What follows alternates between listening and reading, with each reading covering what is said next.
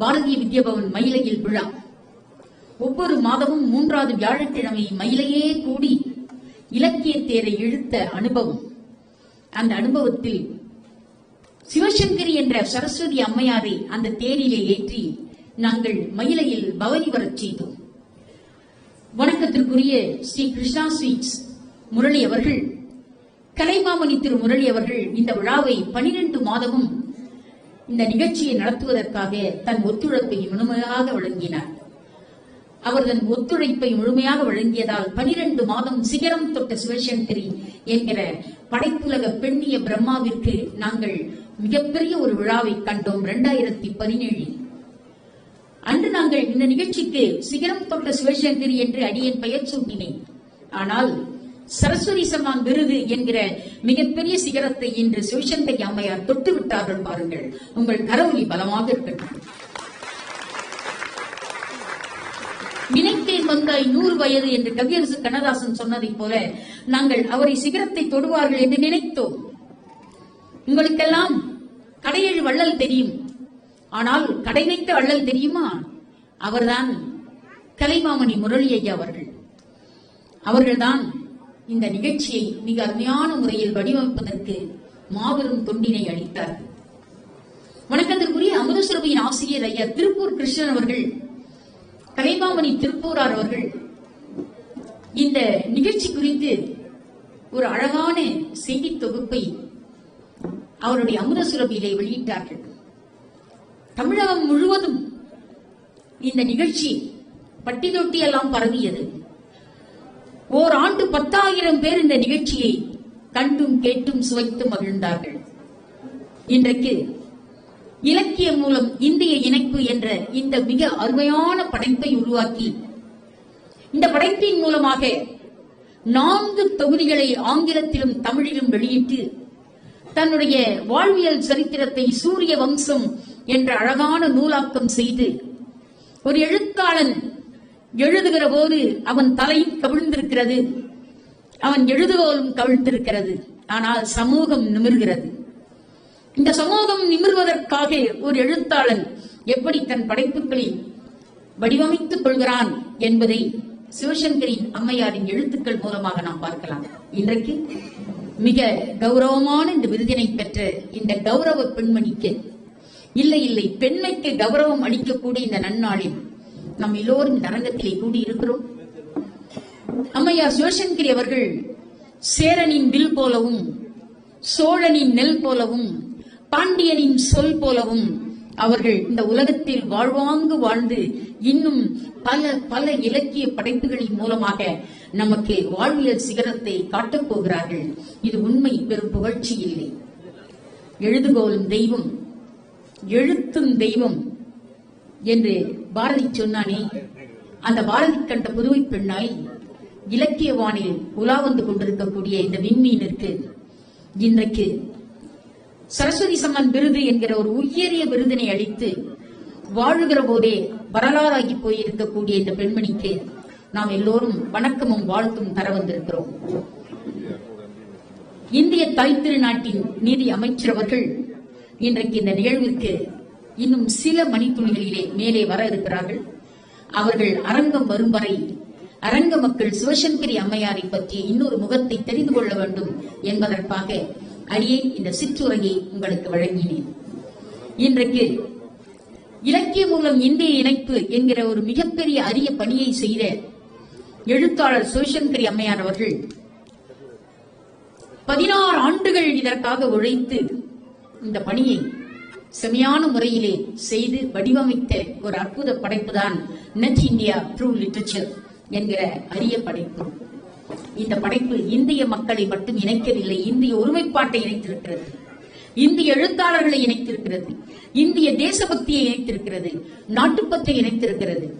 உலகமெல்லாம் சென்று அம்மையார் சிவசங்கரியின் புகழை உலக மக்கள் உரத்த சிந்தனையில் சொல்லுவதற்காக அவர்களுடைய இலக்கிய மூலம் இந்திய இணைப்பு அவர்கள் வாழ்நாளில் ஒரு மிக பெரும் வரலாறு.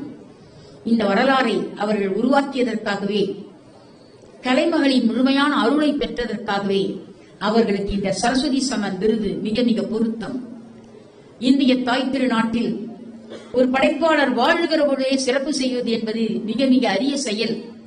ஆனால் அந்த செயல் இன்று மிக அருமையான முறையில் அகவை என்பதை கண்ட இந்த உயரிய பெண்மணிக்கு அவர்கள் வாழ்கிற போது இந்த சிறப்பு நடைபெறுவது என்பது மனதிற்கு மகிழ்ச்சியையும் நெகிழ்ச்சியையும் தருகிறது. நண்பர்களே, இன்னும் சில மணித்துளிகளில் இந்த திரை விலக்கப்பட்டு சரஸ்வதி சமன் விருது பெற இருக்கின்ற ஒரு மாபெரும் எழுத்தாளருடைய எழுதுகோலுக்கு மரியாதையை பார்த்திருக்கிறோம். வாழ்நாள் முழுமையும் எழுதுகோலை தன்னுடைய கரங்களில் சுமந்த இந்த பெண்மணிக்கு ஒரு மிகப்பெரிய மரியாதை. இந்த மிகப்பெரிய மரியாதையோடு நாம் கலந்து கொள்கிற போது அரங்கத்தில் அமர்ந்திருக்கிற ஒவ்வொருவரும் அவர்கள் இந்த விருதை பெற்றதைப் போல ஒரு மிகப்பெரிய உணர்வு நம்முள் எழும். காரணம், அம்மையார் சிவசங்கரி அவர்கள் எல்லோரோடும் அன்புடனும் பண்புடனும் அழகிய வாழ்வியல் நெறியுடனும் நம்மோடு பழகுகிற ஒரு உயர்ந்த பெண்மணி. தற்காத்து தற்கொண்டான் பெணி, தலை சார்ந்த சொற்காத்து சோர்விலாள் பெண் என்று வள்ளுவர் பெருந்தகை போற்றிய ஒரு மாபெரும் பெண்மையினுடைய வடிவம்தான் அம்மையார் சிவசங்கரி அவர்கள். அவருடைய எழுத்து அடுத்த தலைமுறைக்கு செல்ல வேண்டும் என்பதற்காக நாங்கள் எல்லாம் ஆசிரியராக பணியாற்றுகிற ஒரு அரிய வாய்ப்பு தமிழன்னை எங்களுக்கு அளித்ததால் எங்களுக்கு ஒரு பெரிய வாய்ப்பு இருந்தது. அவர்கள் படைப்புகளை தலைமுறையை படிக்க வைக்கின்ற ஒரு வாய்ப்பு எங்களுக்கு இருந்தது. பாடத்திட்டத்தில் பாலங்களை இணைத்தோம். பாடத்திட்டத்தில் நண்டு என்கிற ஒரு அருமையான படைப்பை இணைத்தோம். பாடத்திட்டத்தில் ஒரு மனிதனின் கதையை இணைத்தோம். இவையெல்லாம் அடுத்த தலைமுறை எழுத்தாளர் சிவசங்கரி அம்மையாரை தெரிந்து கொள்வதற்குரிய ஒரு அரிய வாய்ப்பாகவும் ஒரு அரிய சூழலாகவும் அமைந்தது.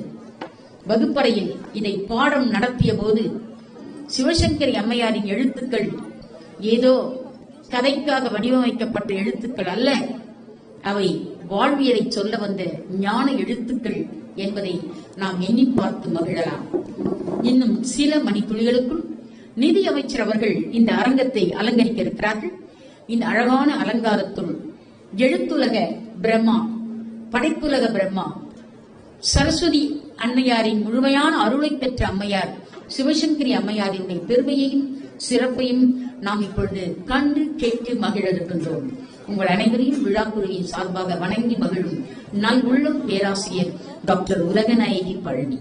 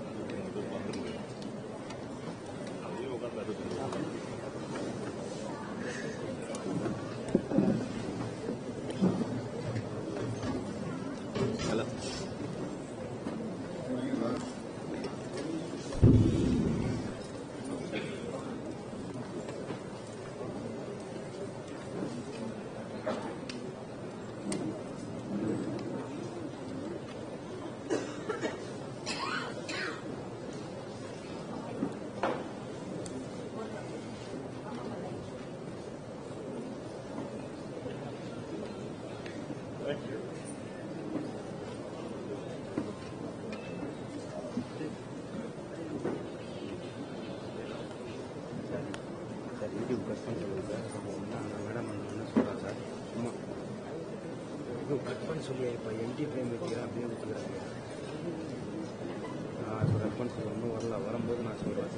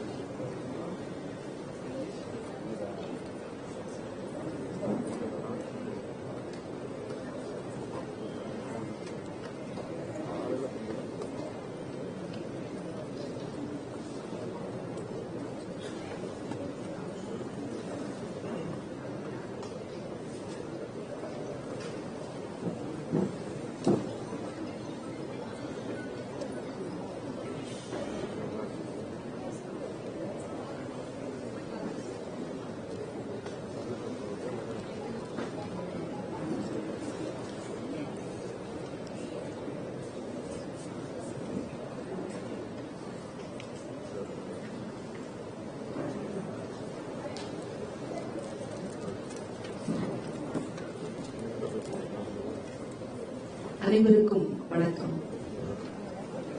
மாண்புமிகு நீதி அமைச்சர் அவர்களை வரவேற்பதற்காக வெளியே உள்ள மின் தூக்கிக்கு அருகே குழுமியிருக்கும் குழந்தை செல்வங்களை தவிர மற்ற அனைவரும் தயவு செய்து அரங்கத்திற்குள் வந்து அமர்ந்து கொள்ளுமாறு பணிவன்புடன் வேண்டுகிறேன். உங்கள் உடன் வந்தவர்கள் யாரேனும் அரங்கத்திற்கு வெளியில் இருந்தால் அவர்களை கைபேசி மூலமாக உள்ளே வரவழைத்து அழைத்துக் கொள்ளுங்கள். இன்னும் 5 நிமிடங்களுக்குள் மாண்புமிகு நீதி அமைச்சர் இங்கு வரவிருக்கிறார். அனைவரும் அமைதியுடன் அரங்கத்திற்குள் வந்து அமருமாறு கேட்டுக்கொள்கிறேன். இந்த விழாவை நடத்த வேண்டும் என்கின்ற ஒரு எண்ணம் உதித்த பொழுது நாங்கள் அத்துணை பேரும் உட்கார்ந்து பேசிக் கொண்டிருந்தோம், வானவில் பண்பாட்டு மைய உறுப்பினர்கள்.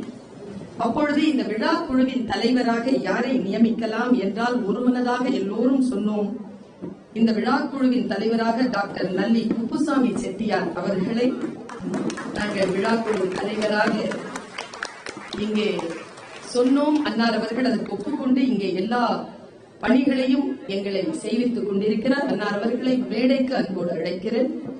திரு வழக்கறிஞர் நாதன் அவர்களை மேடைக்கு அழைத்து வருகிறார்.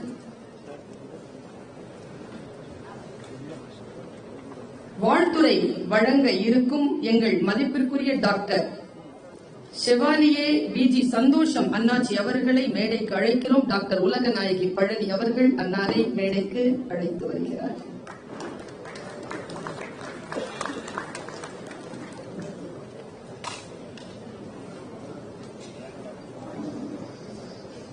வானவில் பண்பாட்டு மையத்தின் உறவலர்களுள் ஒருவர், பார்ப்பதற்கும் பேசுவதற்கும் பழகுவதற்கும் மட்டுமல்ல இனியவர், அவர் செய்கின்ற தொழிலும் இனிப்பானதுதான். திரு கிருஷ்ணா ஸ்வீட்ஸ் முரளி அவர்களை மேடைக்கு அழைக்கிறோம்.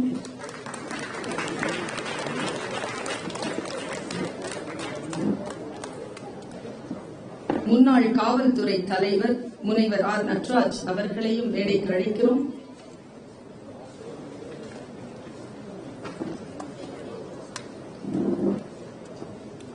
எங்களோடு இணைந்து திருமதி சிவசங்கரி அம்மாவை பாராட்ட வந்திருக்கும் டச்சஸ் கிளப் குழுவின் தலைவர் திருமதி நினா ரெட்டி அவர்களையும் மேடைக்கு அழைக்கிறோம்.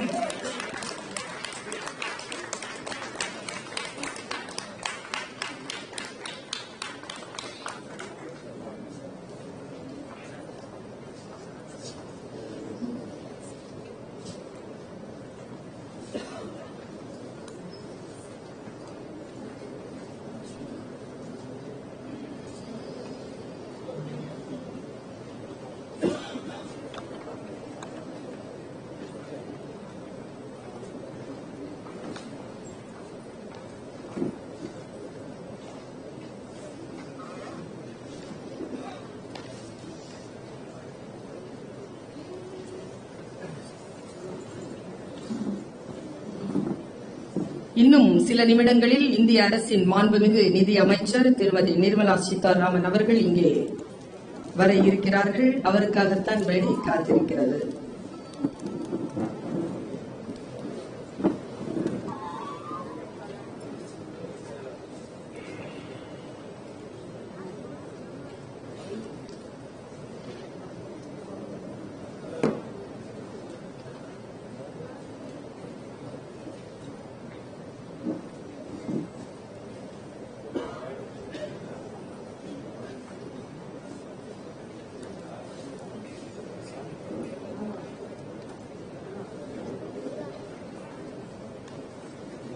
மேனாள் சட்டமன்ற உறுப்பினரும் காவல்துறை தலைவருமான டாக்டர் நட்ராஜ் அவர்கள்.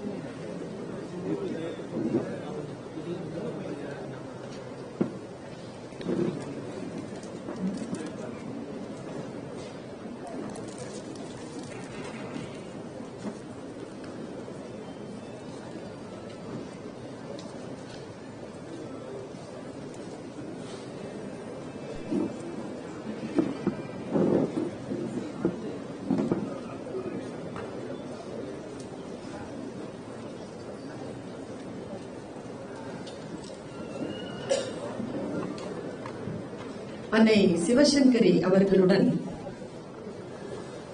சென்ற வாரம் ஒரு நிகழ்ச்சியில் அவரை பேச வைப்பதற்கான ஒரு வாய்ப்பு பெற்றேன். இது அவருக்கான நிகழ்ச்சி என்பதற்காக அவரை பற்றிய ஒரு சிந்தனை கதைப்போமா என்கின்ற ஒரு நிகழ்ச்சி, அது ஆனந்த விகடனில் வந்து கொண்டிருக்கிறது. இப்பொழுதும் யூடியூபில் இருக்கிறது. 2வது எபிசோட் வந்து கொண்டிருக்கிறது. இந்தியாவை இலக்கியத்தால் இணைக்கக்கூடிய பெருமுயற்சியை ஒரு பெண் எப்படியெல்லாம் எடுத்திருக்கிறார் என்பதனை அவர் வாயிலாகவே அந்த நிகழ்ச்சி சொல்லிக் கொண்டிருக்கிறது. நான் வியந்து போன ஒரு செய்தி, ஒரு இடப்பெயர்வு என்பது, புலப்பெயர்வு என்பது ஆண்களுக்கும் பெண்களுக்கும் வித்தியாசமானது.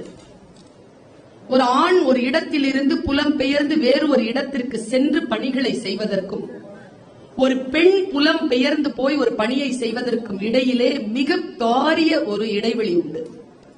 இந்தியாவில் எந்த மூலைக்கு செல்ல போகிறோம் என்று தெரியாது. அங்கே எத்தகைய இடம் இருக்கிறது, யாரெல்லாம் இருக்கிறார்கள் என்று ஒரு குறிப்பும் இல்லை. ஆனால் அங்கே இருக்கக்கூடிய இலக்கியங்களை ஒன்றிணைக்க வேண்டும் என்று நதிகளை ஒன்றிணைப்பது போல் இலக்கியங்களை ஒன்றிணைப்பதற்காக ஒரு புயல் இந்த தமிழகத்திலிருந்து புறப்பட்டு வடக்கு, தெற்கு, மேற்கு, கிழக்கு என்று 4 புறங்களிலும் 16 ஆண்டுகள் பயணித்திருக்கிறார். 16 ஆண்டுகள். சில இடங்களுக்கு அவர் செல்லுகின்ற பொழுது காவல்துறையிலிருந்து அவருக்கு இங்கே நீங்கள் செல்ல வேண்டாம் என்ற அறிவிப்பு வந்ததையும் கடந்து இலக்கியத்தின் மீதும் மக்களின் மீதும் கொண்ட பேரன்பினால் அந்த பயணங்களை மேற்கொண்டு அதை சாதாரணமா இல்ல, அதை டேப் பண்ணி அந்த டேப்பை கொண்டு வந்து அதை டிரான்ஸ்லேட் பண்ணி அவர் செய்திருக்கக்கூடிய பணி என்பது சாதாரணமான பணி அல்ல. இந்த மேடையும் இங்கே வந்திருக்கக்கூடிய பெருமக்களும் எல்லாம் ஆங்கிலத்தில் சொல்வார்கள், டிப் ஆஃப் த ஐஸ்பர்க் தான். சிவசங்கரி அம்மாவுடைய பணி மலையளவு கடலுக்கு கீழே கிடக்கிறது. அதை ஒரு சிறிய முனையாகத்தான் இங்கே நாம் அனைவரும் கொண்டாடி கொண்டிருக்கிறோம். நிதி அமைச்சர் வருவதற்காக அரங்கம் இன்னும் காத்துக் கொண்டிருக்கிறது.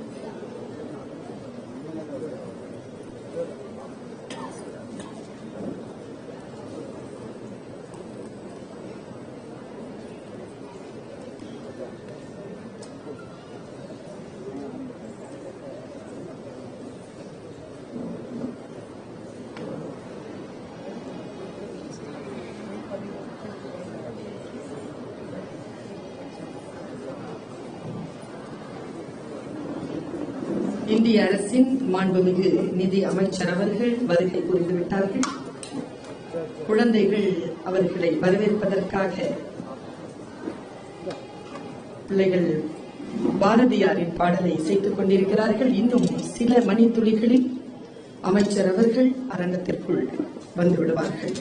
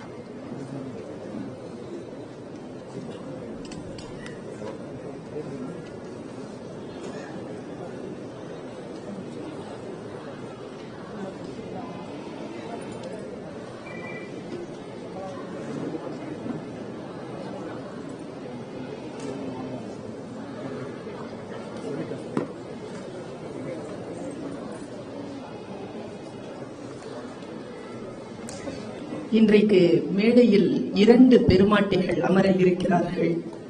2 பேரும் தமிழ் பேசுகின்ற பெருமாட்டிகள். 2 பேரும் இந்தியாவை ஒருவர் தன் அரசியல் மூலமாகவும் இன்னொருவர் தன் இலக்கியத்தின் மூலமாகவும் ஒருங்கிணைக்கக்கூடிய பெரும் பணியை செய்து கொண்டிருக்கக்கூடிய 2 பெண்கள், 2 பெண் சிங்கங்கள் இன்றைக்கு மேடையேற இருக்கிறார்கள். அம்மையார் அவர்கள் வந்துவிட்டார். தங்கள் பாரத தேசத்தையும் தமிழ் தாயையும் வாழ்த்தி அடுத்த தலைமுறை முழங்கிக் கொண்டிருக்கிறது. இதோ இன்னும் சில வினாடிகளில் நிதி அமைச்சர் அவர்களும் அன்னை சிவசங்கரி அவர்களும் மேடை ஏற இருக்கிறார்கள். நீங்கள் அத்துணை பேரும் உங்களுடைய மரியாதையை பலத்த கரகோஷங்களுடன் எழுந்து நின்று செலுத்துமாறு கேட்டுக்கொள்கிறேன். அவர்கள் உள்ளே நுழைகின்ற பொழுது அறிவிப்பு வரும்.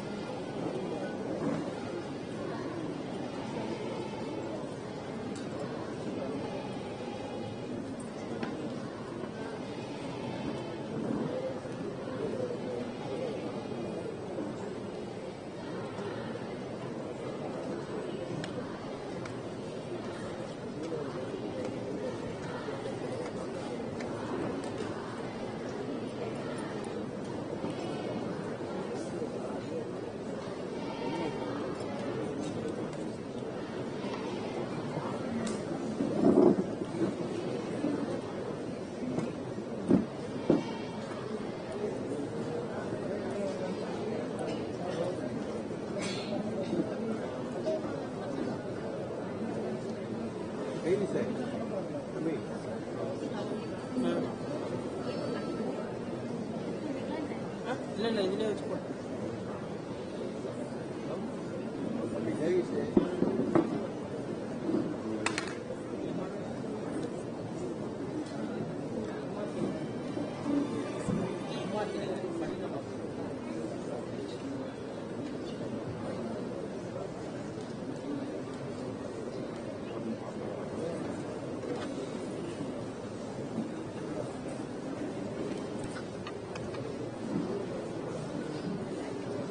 சரஸ்வதி சம்மான் விருது பெறும் திருமதி சிவசங்கரி அவர்களை பாராட்டுவதற்காக மேடைக்கு வருகை தரும் மாண்புமிகு நிதி அமைச்சர் அவர்களை கரகோஷத்துடன் இந்த அரங்கம் வரவேற்கிறது.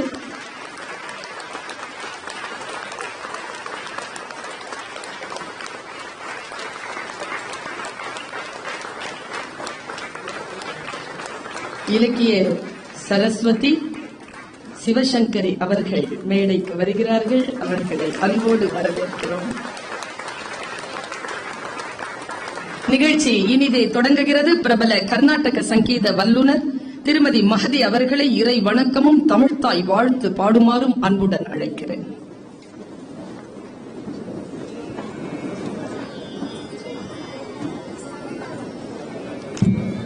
Mysterious because you hide behind a fake exterior. Inferior, you know I'll always be a bit superior. Get off of me, this ain't no humble brag. I want you to hear words, you can say them back. I want you to feel free from the chains at last, and to believe in what you got, it was built to last, yeah. Now that I've been put through hell, I never got anyone's help. I had to do it all myself.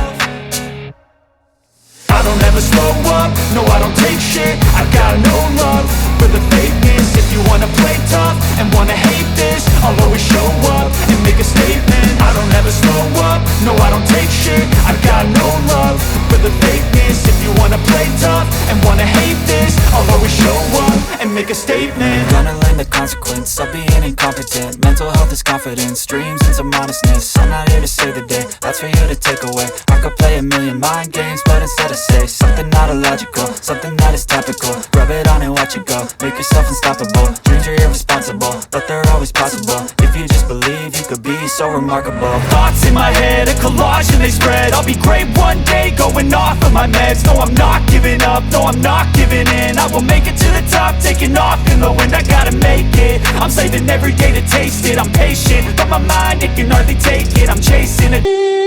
கவிதை கவிதை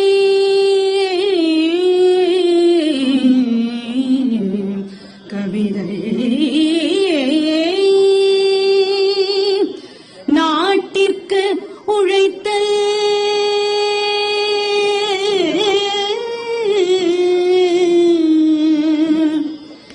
இமைப்பொழுதும் சோராதிரு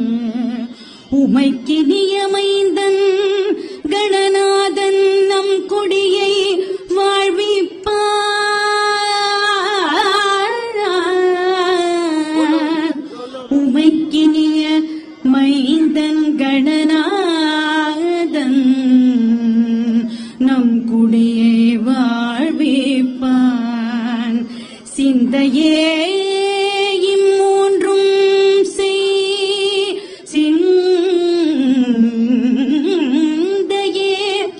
இம்மூன்றும் செய்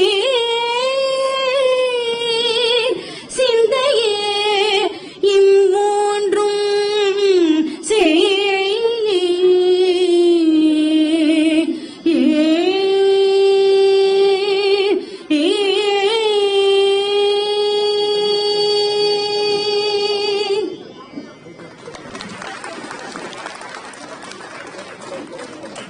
திருமதி மஹதி அவர்களுக்கு நன்றி. வரவேற்புரை வழங்க வருமாறு வானவில் பண்பாட்டு மையத்தின் நிறுவனர் மூத்த வழக்கறிஞர் திரு வானவில் கே ரவி அவர்களை கேட்டுக்கொள்கிறேன்.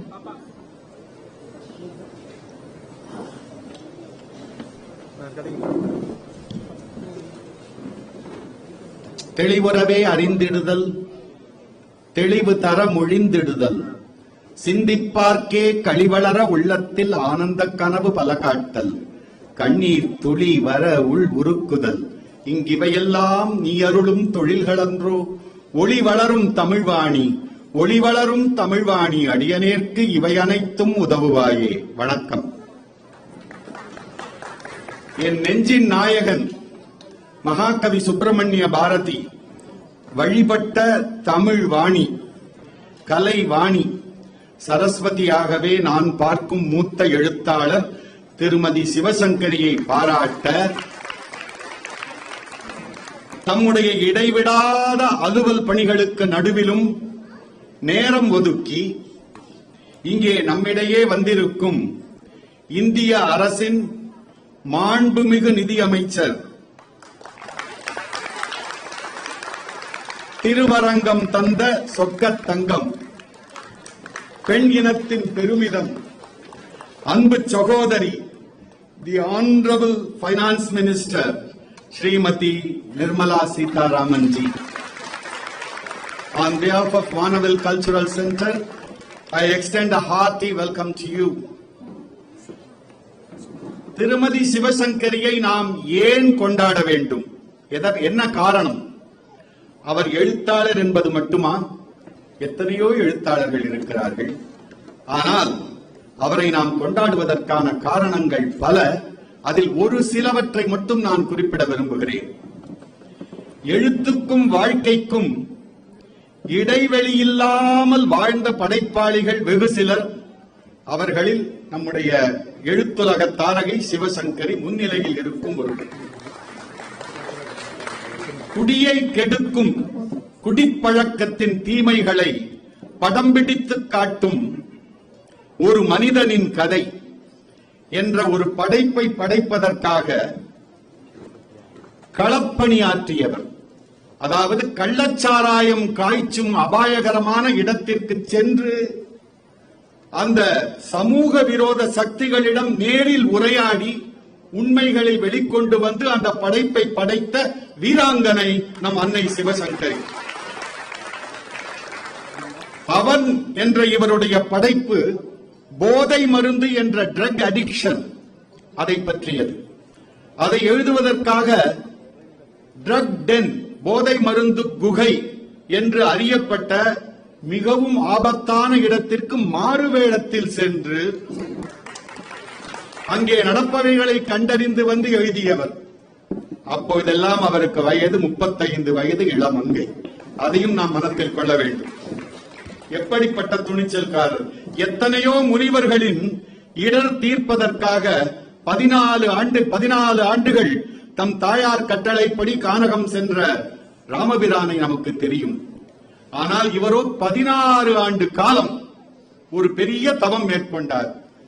இந்த இந்தியா இலக்கிய வளம்மிக்க பாரத தேசம், இதை இணைப்பதற்காக பாரதி கண்ட அந்த மகா கனவு இருக்கிறதே, இந்த ஒரே நாடு ஒரே பாரதம் என்ற அந்த கனவை மெய்ப்பிப்பதற்காக, அதை வலுப்படுத்துவதற்காக இந்தியாவை இலக்கியம் மூலம் இணைப்பது என்று சொல்லி இலக்கியம் மூலம் இணைப்பு, நிட் இந்தியா த்ரூ லிட்ரேச்சர் என்று ஆங்கிலத்திலும் தமிழிலும் மிக அரிய பொக்கிஷ உலகத்தரம் வாய்ந்த ஒரு புத்தகத்தை உருவாக்குவதற்காக 18 மாநிலங்களை கடந்து பயணம் செய்து செல்பேசி இல்லாத காலத்தில் இந்த அளவு விரைவு வண்டி போக்குவரத்து இல்லாத சமயத்தில் 18 மாநிலங்களுக்கு சென்று அங்கே இருக்கும் படைப்பாளிகளை எல்லாம் நேரில் கண்டு உரையாடி அதையெல்லாம் கேசட் என்று ஒரு ஒலி நாடா சென்ற யுகத்தில் இருந்தது.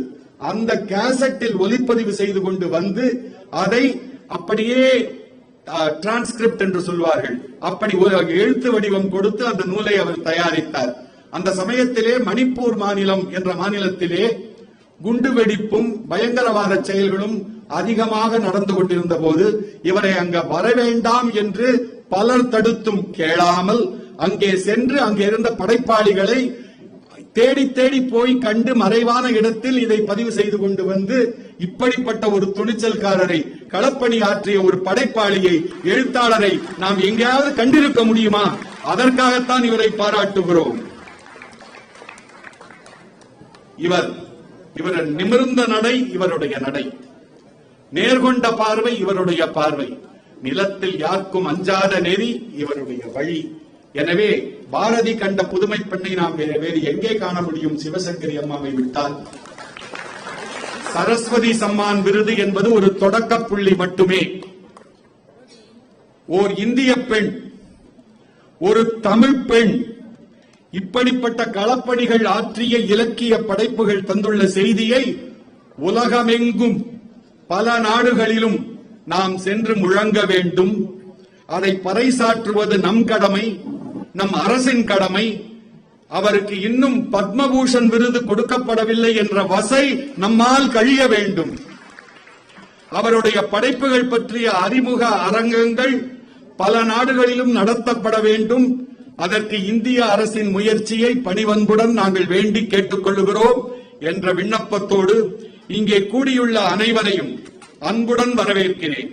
இந்த விழாவுக்கு தலைமையேற்றிருக்கும் நல்லி செட்டியார், நல்ல செட்டியார், பட்டுக்கு மட்டும் இல்லாமல் பாட்டுக்கும் தன்னை பறிகொடுத்து தொண்டாற்றும் வள்ளல் செட்டியார் அவர்களுக்கும், திருக்குறளை உலகம் முழுதும் பரப்பும் பணியில் ஈடுபட்டுக் கொண்டிருக்கும் செவாலியே டாக்டர் வி.ஜி. சந்தோஷம் அவர்களுக்கும், தமிழகத்தின் முன்னாள் காவல்துறை தலைவர் திரு நடராஜ், எங்கள் புரவலர் இனிமையான சுபாவம் கொண்ட Krishna sweets Murali, duchess club president madam Neena Reddy ஆகியோரையும், என்னோடு தோளுக்கு தோள் நின்று பணியாற்றும் கலைமாமணி சோபனா ரமேஷ், முனைவர் பர்வீன் சுல்தானா, முனைவர் உலகநாயகி பழனி, வழக்கறிஞர் நாதன், திரு P.S. ராஜா ஆகியோரையும், அருமையான பாரதி இசை நிகழ்ச்சி மூலம் நம்மை பரவசத்தில் ஆழ்த்திய அன்பு குழந்தைகளையும் அவர்களை ஆளாக்கிய திருமதி வசந்தி, கணபதிராம், மீனாட்சி சீனிவாசன் அனைவரையும் அன்புடன் வரவேற்கிறேன். இன்னும் அரை நிமிஷம். எங்களுக்கு பின்பலமாக, எங்கள் இயக்கத்தின் பின்புலமாக இருந்து ஊக்க சக்தியும் ஆக்க சக்தியும் அளித்து வரும் ஓர் இளைஞர். இந்த நேரத்தில் அவருக்கு நான் நன்றி சொல்ல கடமைப்பட்டிருக்கிறேன். அந்த இளைஞருக்கு வயது 96. அவரால் இங்கு வர முடியவில்லை. ஆனால் தம் வீட்டில் இருந்தபடியே இந்த காட்சிகளை அவர் கண்டு ரசித்துக் கொண்டிருப்பதை நான் என் மனத்திரையில் ஒட்டி நான் பார்க்கிறேன். அப்படிப்பட்ட திரு P.S. ராகவன் ஐயா என்ற 96 வயது இளைஞருக்கு என்னுடைய நன்றியை நான் சமர்ப்பித்துக் கொள்ளுகிறேன். அனைவருக்கும் வணக்கம். மீண்டும் ஒரு முறை மாண்புமிகு நிதியமைச்சர் அவர்களுக்கு என்னுடைய மனமார்ந்த வணக்கத்தையும் வரவேற்பையும் வழங்கி விடைபெறுகிறேன். நன்றி. அடிக்கடி நிதி என்பது நீதியாக சொல்லப்படுகிறது. காரணம், அவர் நீதியாக நிதியை வழிபடுத்துகிறார் என்பதற்காக.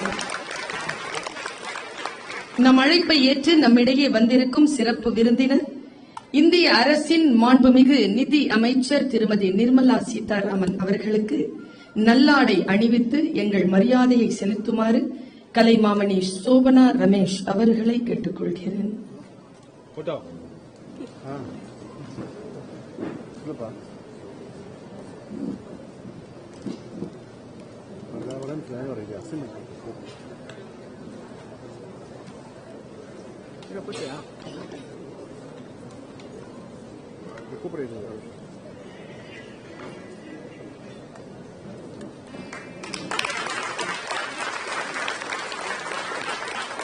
மாண்புமிகு நிதி அமைச்சருக்கு வானவில் பண்பாட்டு மையத்தின் சார்பில் நினைவு பரிசு வழங்குமாறு விழாக்குழு தலைவர் டாக்டர் நல்லி குப்புசாமி செட்டியார் அவர்களை கேட்டுக்கொள்கிறேன்.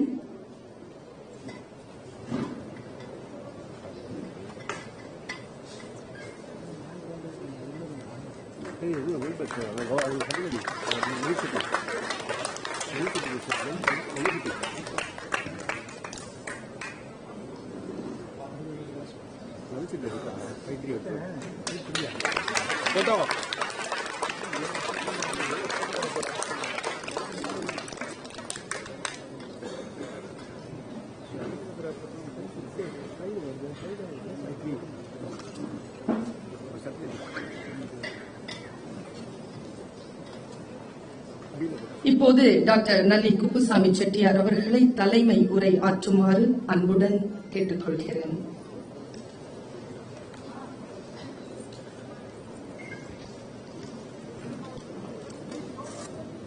எல்லோருக்கும் வணக்கம்.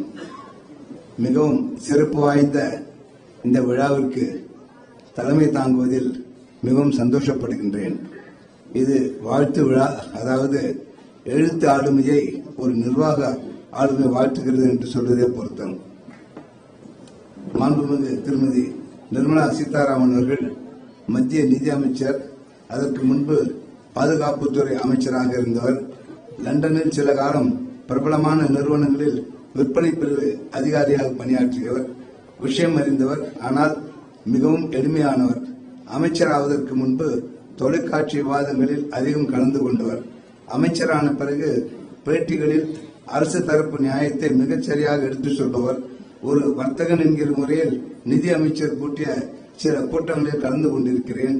அவர் விஷய ஞானம் மிக்கவர், நடுநிலையாளர் என்பதை அந்த கூட்டங்களில் அவர் கலந்துரையாடிய போது நான் தெரிந்து கொண்டேன். ஞானத்துடன் தைரியமும் வாய்த்திருப்பது போற்றத்தக்கது. அமைச்சர் அவர்களை போற்றுகின்றேன், வணங்குகின்றேன்.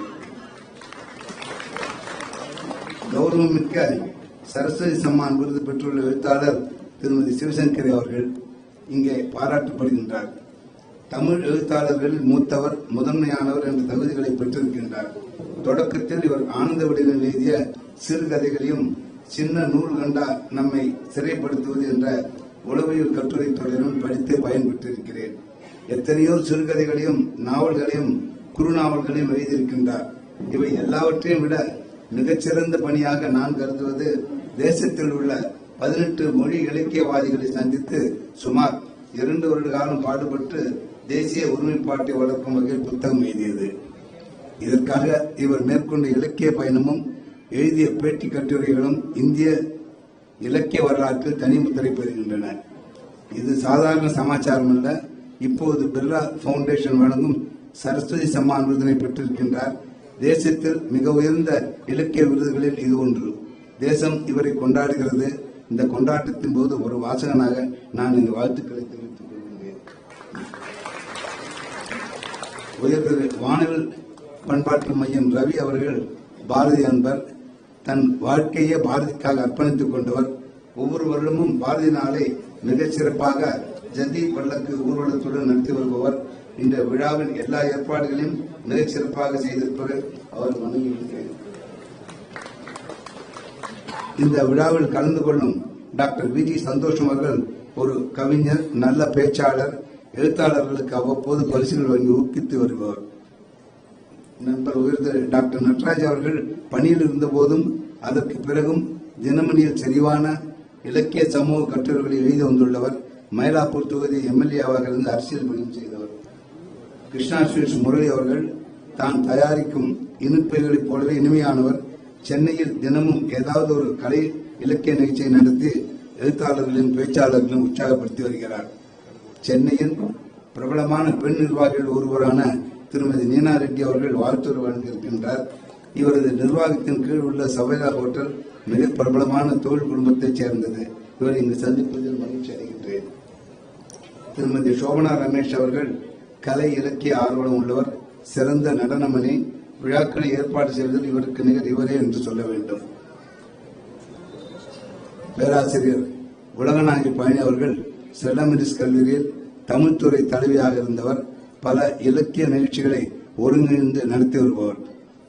டாக்டர் பர்வீன் சுல்தான் அவர்கள் கம்பன் கழகம் ஒரு முக்கியமான உறுப்பினர். அதாவது தூண் 4 தூண், அதில் ஒரு தூண் பர்வீன் சுல்தானான்னு தெரியும், காந்தி அவர்களுக்கு தெரியும். மிகச்சிறந்த பேச்சாளர், சிறந்த நிர்வாகி. பாரதி விழாவிற்கு பக்கபலம் இவர்தான். இந்த விழாவிற்கு மிகச் சிறப்பான ஏற்பாடுகளை செய்துள்ள வானவில் பண்பாட்டு மையத்தின் ரவி அவர்களுக்கும் அவருடைய சக நிர்வாகிகளுக்கும் என் நன்றியையும் பாராட்டும் உரியது.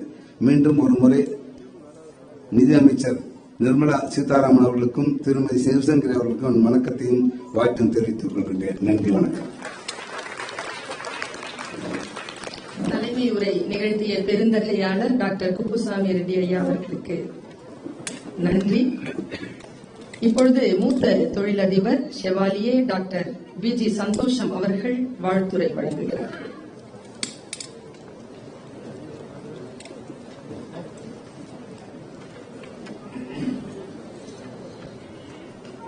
அனைவருக்கும் வணக்கம்.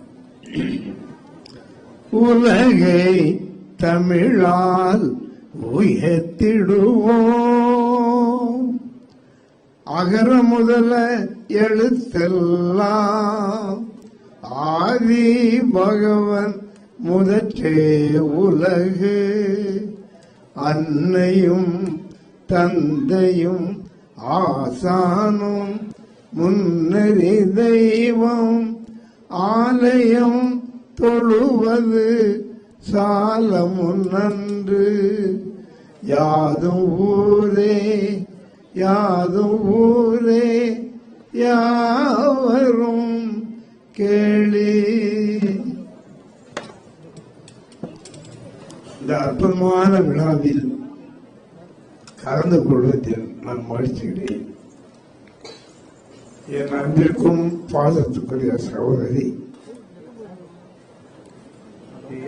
அவர்களுக்கு ஒரு அற்புதமான விருதை கொடுத்திருக்கின்றார்கள். அன்புக்குரிய சகோதரி சிவசங்கரி அவர்கள் 50 ஆண்டுகளாக அவர் தெரியும், எதையும்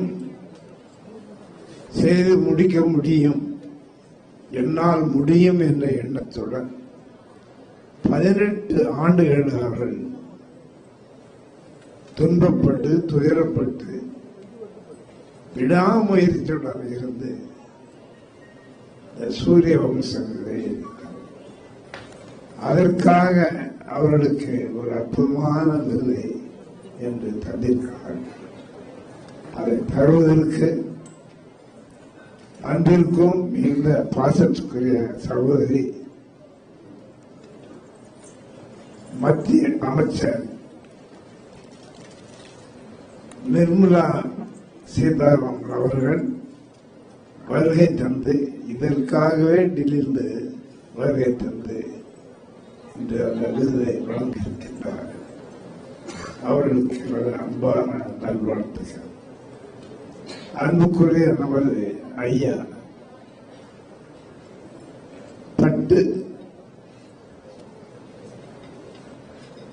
பட்டுன்னா சொல்லணும், அவர்கள் வந்திருக்கின்றார்கள். இந்த விழாவை மிக சிறப்பாக நடத்தி கொண்டிருக்கின்ற அன்பிற்கும் பாசம் சகோதரர் திரு வானவில் மைந்தர் அவர்களுக்கு அன்பான பாராட்டு. அன்புக்குரிய அருமை மகளிர்கள் திருமதி பர்வீன் சுல்தான் அவர்களுக்கும் அருமை மகள் லோகநகை அவர்களுக்கும் வந்திருக்கிற பெரியோருக்கு அன்பான வாழ்த்துக்கள். நாம் இந்த விழாவில் கலந்து கொண்டு இவர் அன்புக்குரிய அருமை சகோதரி சிவசங்கரி அவர்களுக்கு நடந்த விழாவில் கலந்து கொண்டு அவர்கள் இன்னும் பல்வேறு நூல்கள் எழுதி இந்திய நாடு ஒரே நாடு ஒரே மாநிலம் என்ற எண்ணத்துடன் அவர் அனைவருக்கும் அவர் அருமையான நூல்கள் எழுதியிருக்கின்றார்கள். அவர்களுக்கும் மேடையில் இருக்கின்ற அனைத்து பெரியவர்களுக்கும் முன்னால் அமர்ந்திருக்கின்ற பெரியவர்களுக்கும் அன்பான நல்வாழ்த்துக்களை தெரிவித்து விடைபெறுகிறேன். வணக்கம்.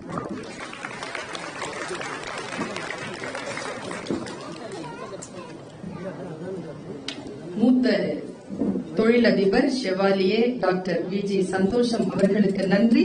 இப்பொழுது மதிப்பிற்குரிய முன்னாள் காவல்துறை தலைவர் முனைவர் ஆர். நட்ராஜ் IPS அவர்கள் வாழ்த்துரை வழங்குகிறார்.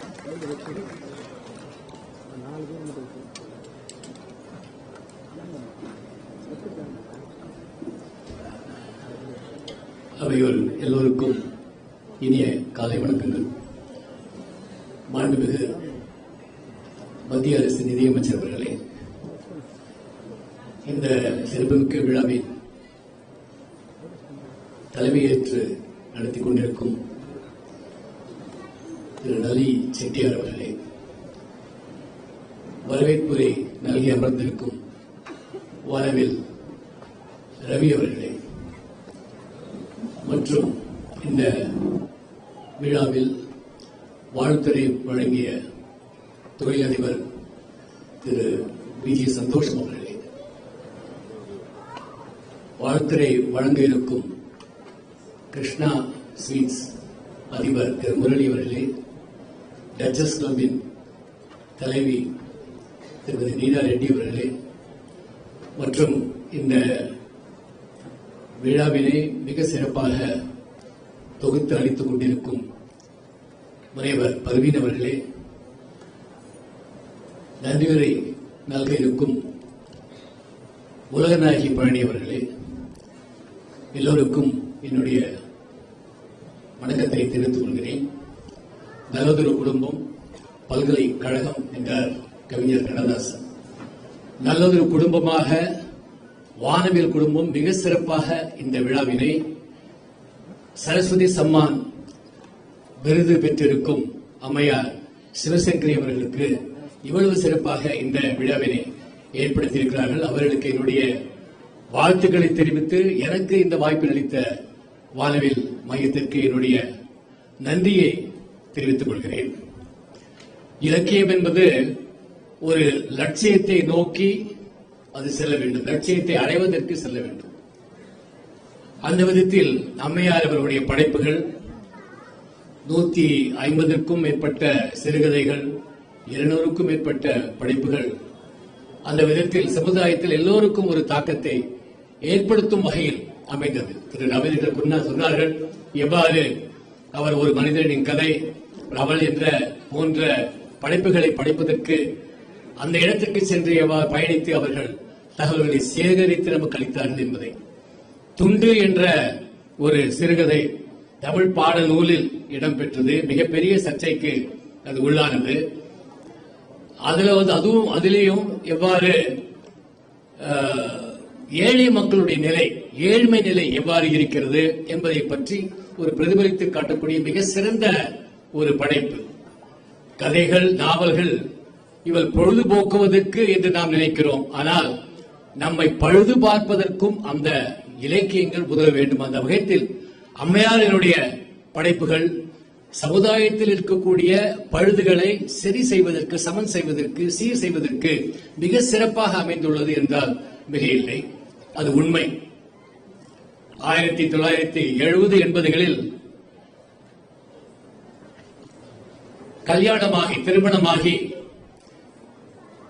அந்த புது வீட்டிற்கு சென்ற பெண்மணிகள் படக்கூடிய கஷ்டங்களை சமுதாயத்தில் பரவலாக அவை பேசப்பட்டன. சமையல் செய்யும் பொழுது அந்த பெண் தீக்கிரையானாள், பிரைட் பர்னிங் என்ற ஒரு மிகப்பெரிய ஒரு பிரச்சனை அப்பொழுது இருந்து. அப்பொழுதுதான் காவல்துறையில் சேர்ந்தேன். அந்த பிரச்சனை எல்லா இடங்களிலும் படமாளிகள் அதிகமாக இருந்தது. எந்த ஒரு நிகழ்வு எடுத்தாலும் ஒரு ஸ்டவ் பஸ்ட் ஆகி போச்சு, சமையல் செய்யும் பொழுது தீக்கரையானால் என்று ஒரு அலட்சியமாக செய்து விட்டார்கள். ஆனால் அதுல எந்த மாதிரியான பெண்கள் இவ்வாறு கஷ்டப்படுகிறார்கள் என்பதை சிவசங்கரி அம்மையார் அவர்களுடைய படைப்புகள் மிக சிறப்பாக எடுத்துக்காட்டும். அப்பொழுதுதான் இந்த 1961 ஆண்டில் இயற்றப்பட்ட டௌரி தடுப்பு சட்டம், அந்த சட்டத்தை மாற்றி அமைக்க வேண்டும் என்று 1983 அது மாற்றி அமைக்கப்பட்டது. அதுல இந்த மாதிரியான ஒரு நிகழ்வுகள் கொலையாக எடுத்துக்கொள்ள வேண்டும். இந்திய தண்டனை சட்டத்தில் 304B என்ற பிரிவு, 302 எல்லாருக்கும் தெரியும் கொலை வழக்கு என்று, 304B என்ற ஒரு பிரிவு சேர்க்கப்பட்டு எந்த ஒரு நிகழ்வு நிகழ்ந்தாலும் இம்மாதிரியான ஒரு நிகழ்வு திருமணமாகி 7 வருடங்களுக்குள் நிகழ்ந்தால் அது கொலையாக எடுத்துக்கொள்ள வேண்டும் என்று இந்த சட்டம் திருத்தி அமைக்கப்பட்டது.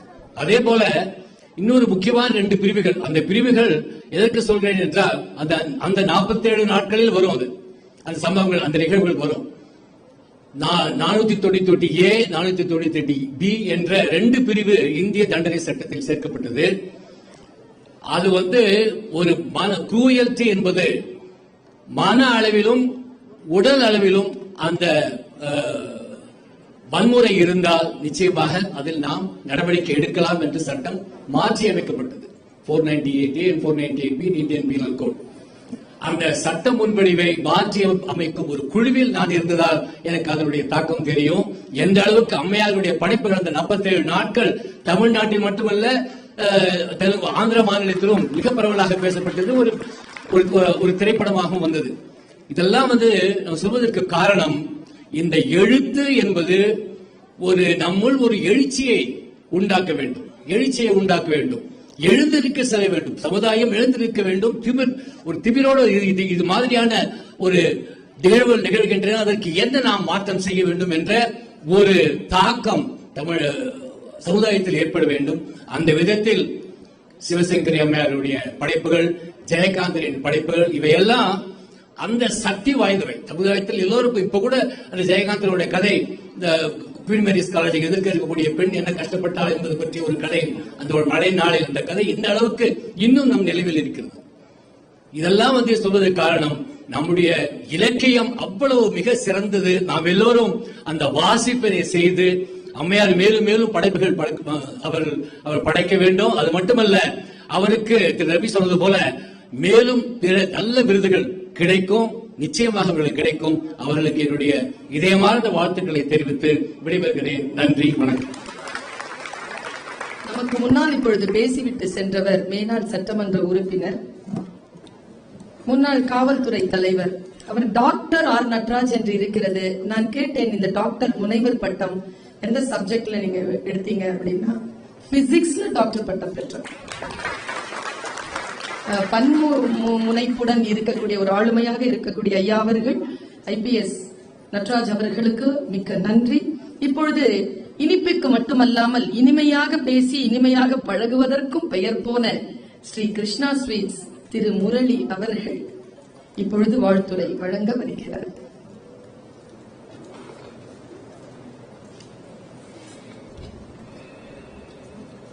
அனைவருக்கும் வணக்கம். எனக்கு பேசியெல்லாம் பழக்கம் இல்லை, மனசுல பட்டதை பகிர்ந்துக்கிறேன். மாண்புமிகு நிதியமைச்சர் இருக்கிற இந்த அவையில பாலமுருகன் கிருஷ்ணா அடிக்கடி சொல்லுவார், நல்ல செட்டியார் இருந்தார். அந்த நல்ல செட்டியாரும் சந்தோஷமா இருக்கக்கூடிய சந்தோஷமாக திரு நடராஜ் அவர்கள், திரு மீனாட்டி அவங்களாம் இருக்கிறப்போ சிவசங்கரி அம்மாவோட நான் நேற்றுக்கு இங்க வரணுங்கிறதுக்காக நிறைய பார்த்தேன். அவங்களை வச்சு ஒரு 12 ப்ரோக்ராம் பண்ணோம். அந்த 12 ப்ரோக்ராம்ல பேசினவங்களெல்லாம் வச்சு அவங்களை பத்தி ஏதாவது சொல்லணுமே. நோயிங் அபவுட் அம்மா, நோயிங் அம்மா, 2 வித்தியாசம் தான் எனக்கு அவசரப்பட்டது. அம்மாவை பத்தி நிறைய அவங்களுடைய படைப்புகளை பத்தி நிறைய பேசியிருக்காங்க. ஆனா அம்மாவை பத்தி பேசணும்னா எவ்வளவு சந்தோஷங்க. சிவசங்கரி அம்மா ஆசையா முரளி அப்படின்னு கூப்பிடுறப்போ எங்களுக்கு அத்தனை பேர்த்தையும் பேர் சொல்லி அவங்க ஆசையா கூப்பிடுறப்ப எல்லாத்துக்கும் தெரியும் அவங்க நம்ம வீட்டில் ஒருத்தர் மாதிரி நம்மள அவ்வளவு தூரம் நம்ம மேல பிரியமா ஆசையா இருக்கக்கூடிய ஒரு நல்ல உள்ளம். அதுக்கு ஈடு இணையே கிடையாது. அவ்வளவு ஒரு பிரியம் நம்ம மேல எல்லாத்து மேலேயும் அவங்களுக்கு இருக்கு. ஒவ்வொருத்தரையும் அவங்க அணுகிற விதம், அவங்க பகிர்ந்துக்கிற பாசம், அவங்க எல்லா நல்லது கெட்டதுலேயும் அவங்க இருக்கக்கூடிய விஷயம் உண்மையிலேயே ரொம்ப ரொம்ப சந்தோஷமா இருக்குமா உங்களெல்லாம் எங்களுக்கு தெரியும். அது மட்டும் இல்லை, அவங்க படைப்புக்குள்ளேயும் அவங்க இருப்பாங்க. நான் ஒரு தடவை அவங்களோட ஒரு ஃபங்க்ஷனில் உட்காந்துட்டு இருந்தேன். அப்போ ஒரு கிட்டத்தட்ட ஒரு 45 வயசு ஒரு அம்மா வந்தாங்க. திருன்னு ஓடி வந்து, அவங்களுக்கு யாருன்னு சிவசங்கரி அம்மாவுக்கு அவங்க யாருன்னு தெரியாது. திருன்னு ஓடி வந்து அவங்க கையை பிடிச்சிக்கிட்டு அவங்க காலில் விழுந்துட்டு ஒரு 10 நிமிஷம் அப்படியே கண்ணை தாழையாக தண்ணி வருது, என்னன்னு தெரியல. அப்புறம் அந்த அம்மா அப்படி சொன்னி இல்லை, அவங்க ஏதாவது ஒரு கேரக்டர், அவங்க எழுதின ஸ்டோரியிலிருந்து ஒரு கேரக்டரை சொல்லி எனக்கு அந்த எவ்வளோ பெரிய மாற்றத்தை கொடுத்தது தெரியுமா அப்படின்னு சொல்லி அவங்க அழுதப்போ அந்த வார்த்தைகளுக்குள்ள இவங்க உயிர் வாழ்றாங்கிறது அப்பதான் நமக்கு தெரியும். எத்தனை லட்சக்கணக்கான பேரோட வாழ்க்கையில ஏங்குறாங்கன்னா இவங்க படைப்புல அப்படியே உள்ளுக்குள்ள இருக்காங்கிறத அந்த அனுபவிச்சு இவங்களாம் சொன்னாங்க. ஒரு மதுவை பத்தியோ ஒரு போதையை பத்தியோ அதுவோ அதுக்குள்ள போய் அவங்களோட உணர்வுகளை எழுத்து வடிவா கொண்டு வர்றதுங்கிறது ஒரு பெரிய தவம். இவங்களுடைய எப்படி வந்து ஒரு வானரப்படையில இருந்த ஆஞ்சநேயர் வந்து கடின உழைப்பாளையும் கடவுள் மேல வச்சிருக்கிற அசாத்திய நம்பிக்கை, ராமன் மேல இருக்கிற நம்பிக்கையில அவரே ஒரு கடவுளா மாற முடிஞ்சதோ, அதே மாதிரி அம்மா தமிழ் மேல வச்சிருக்கக்கூடிய அந்த வெறி, அவங்களுடைய கடின உழைப்பு இன்னைக்கு அந்த அவார்டு அவங்களை நோக்கி வந்திருக்கு. அசாத்தியமான சக்தி அவங்களுக்குள்ள இருக்கு. அதை வந்து உணரதான் முடியும், எழுத்துக்கள் மூலியமா உணர முடியும், அவங்களோட பழகிறப்போ அதை உணர முடியும். நான் அந்த மாதிரி பெரிய பாக்கியம் பெற்ற ஆள். அவங்க இன்னும் நிறைய 100 வருஷம் வாழணும்னு சொல்லி நான் என்னைக்கு வந்தாலும் மகாபெரிவா பிரார்த்தனை பண்ணேன்.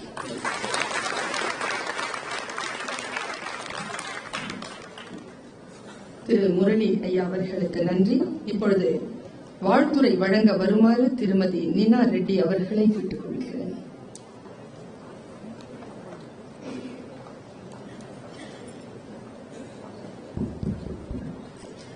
எல்லாத்துக்கும் வணக்கம் and my humble namaskarams to everyone on and off the dais. Today I'm sitting on the dais and feeling extremely proud for two things.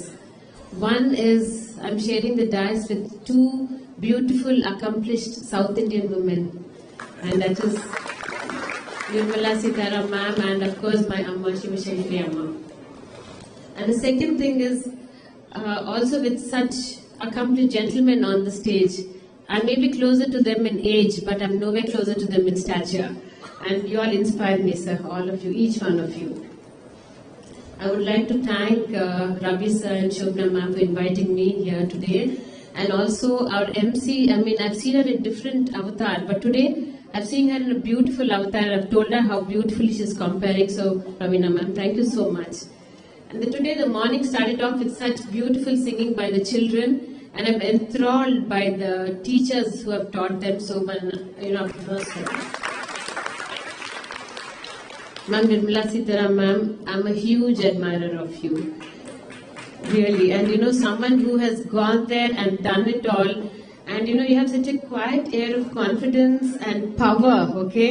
I mean, that's such an inspiration for all of us who are sitting from the Duchess Club here.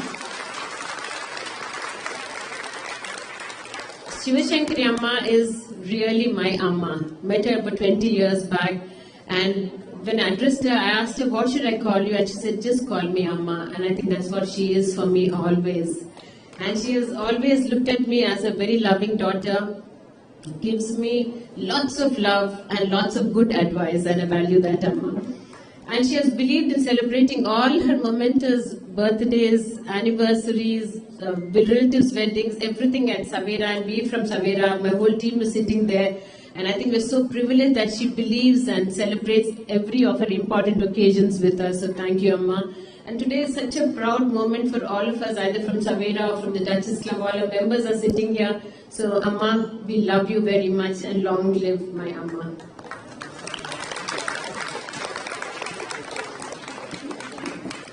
A graceful woman. Thank you so much. Nina ma'am, உங்களுடைய அன்பிற்கும் அன்பான வாழ்த்துரைக்கும் நன்றி. இப்பொழுது விழாவின் முக்கிய கட்டத்திற்கு வந்திருக்கிறோம். இந்த ஸ்டேஜ்ல பார்க்கும் பொழுது 3 பெண்மணிகள், அதுல சென்டர்ல 2 சிங்க பெண்கள் உட்கார்ந்து இருக்கிறார்கள். இந்த 2 பெண்கள் கிட்டையும் நான் பார்த்து வியந்த விஷயம், 2 பேரும் தமிழ்நாட்டிலிருந்து புறப்பட்டு போனவர்கள். ஒருத்தர் அரசியலில் இந்தியா முழுக்க இணைக்கக்கூடிய பணியை செய்து கொண்டிருக்கிறார். ஒருவர் இலக்கியத்தின் மூலமாக இந்தியா முழுக்க இணைக்கின்ற பணியை செய்து கொண்டிருக்கிறார். 2 பெரும் ஆளுமைகள் உட்கார்ந்திருக்கிறார்கள். ஒருவருக்கு சரஸ்வதி சம்மான் விருது கிடைத்திருக்கிறது. அந்த சம்மான் விருதை சம்மான் செய்வதற்காக இன்னொருவர் வந்திருக்கிறார். இந்திய அரசில் நாங்கள் எல்லோரும் அன்னார்ந்து பார்த்து பெருமைப்படும் மாண்பமை நிதி அமைச்சர் திருமதி நிர்மலா சீதாராமன் அவர்கள் எழுத்துலக தாரகை திருமதி சிவசங்கரி அம்மாவுக்கு பூமாலை அணிவித்து மரியாதை செய்ய இருக்கிறார். அந்த பூமாலையை எடுத்து வந்து மாண்புமிகு நிதி அமைச்சரிடம் தருமாறு கலைமாமணி சோபனா ரமேஷ் அவர்களை கேட்டுக்கொள்கிறேன்.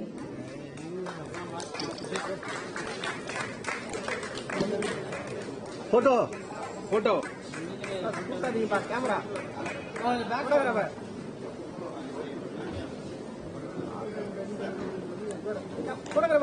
போட்டோ பச்சை கலர் சொக்கா photo hello.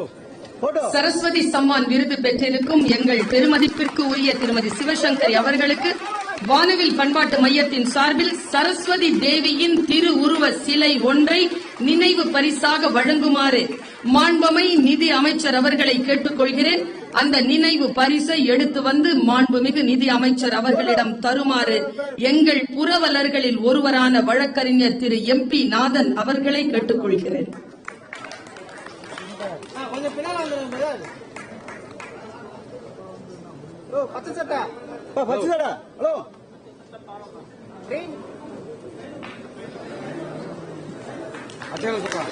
Photo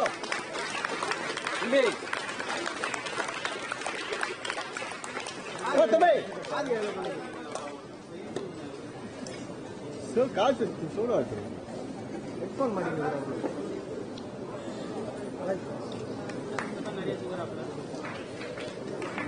photo green சட்டை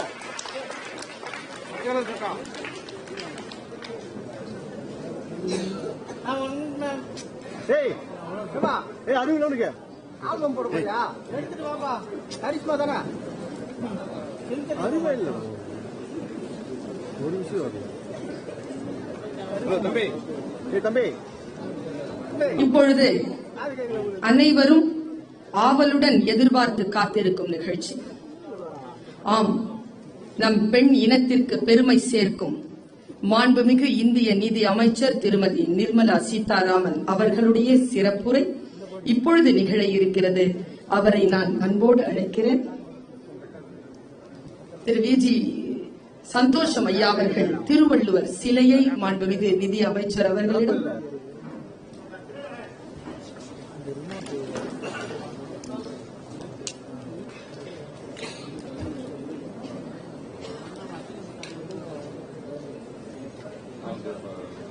நிற்பது போல் இருக்கும் சிலை இலக்கிய தாரகைக்கு அமர்ந்து உலகாளும் திருவள்ளுவர் சிலை நிதி அமைச்சர் அவர்களுக்கு தரப்படுகிறது.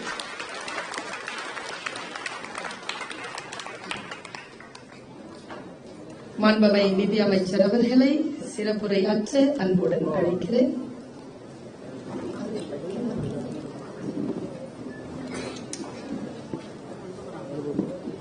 பாபா தெரியலையா ஒரு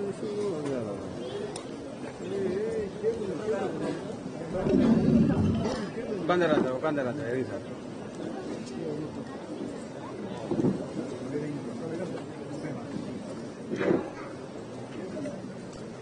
மேடையில் அமர்ந்திருக்கும் அனைவருக்கும்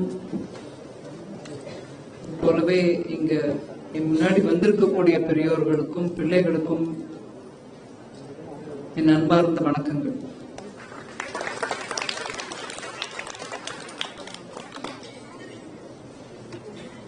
ஒரு எழுத்தாளருக்கு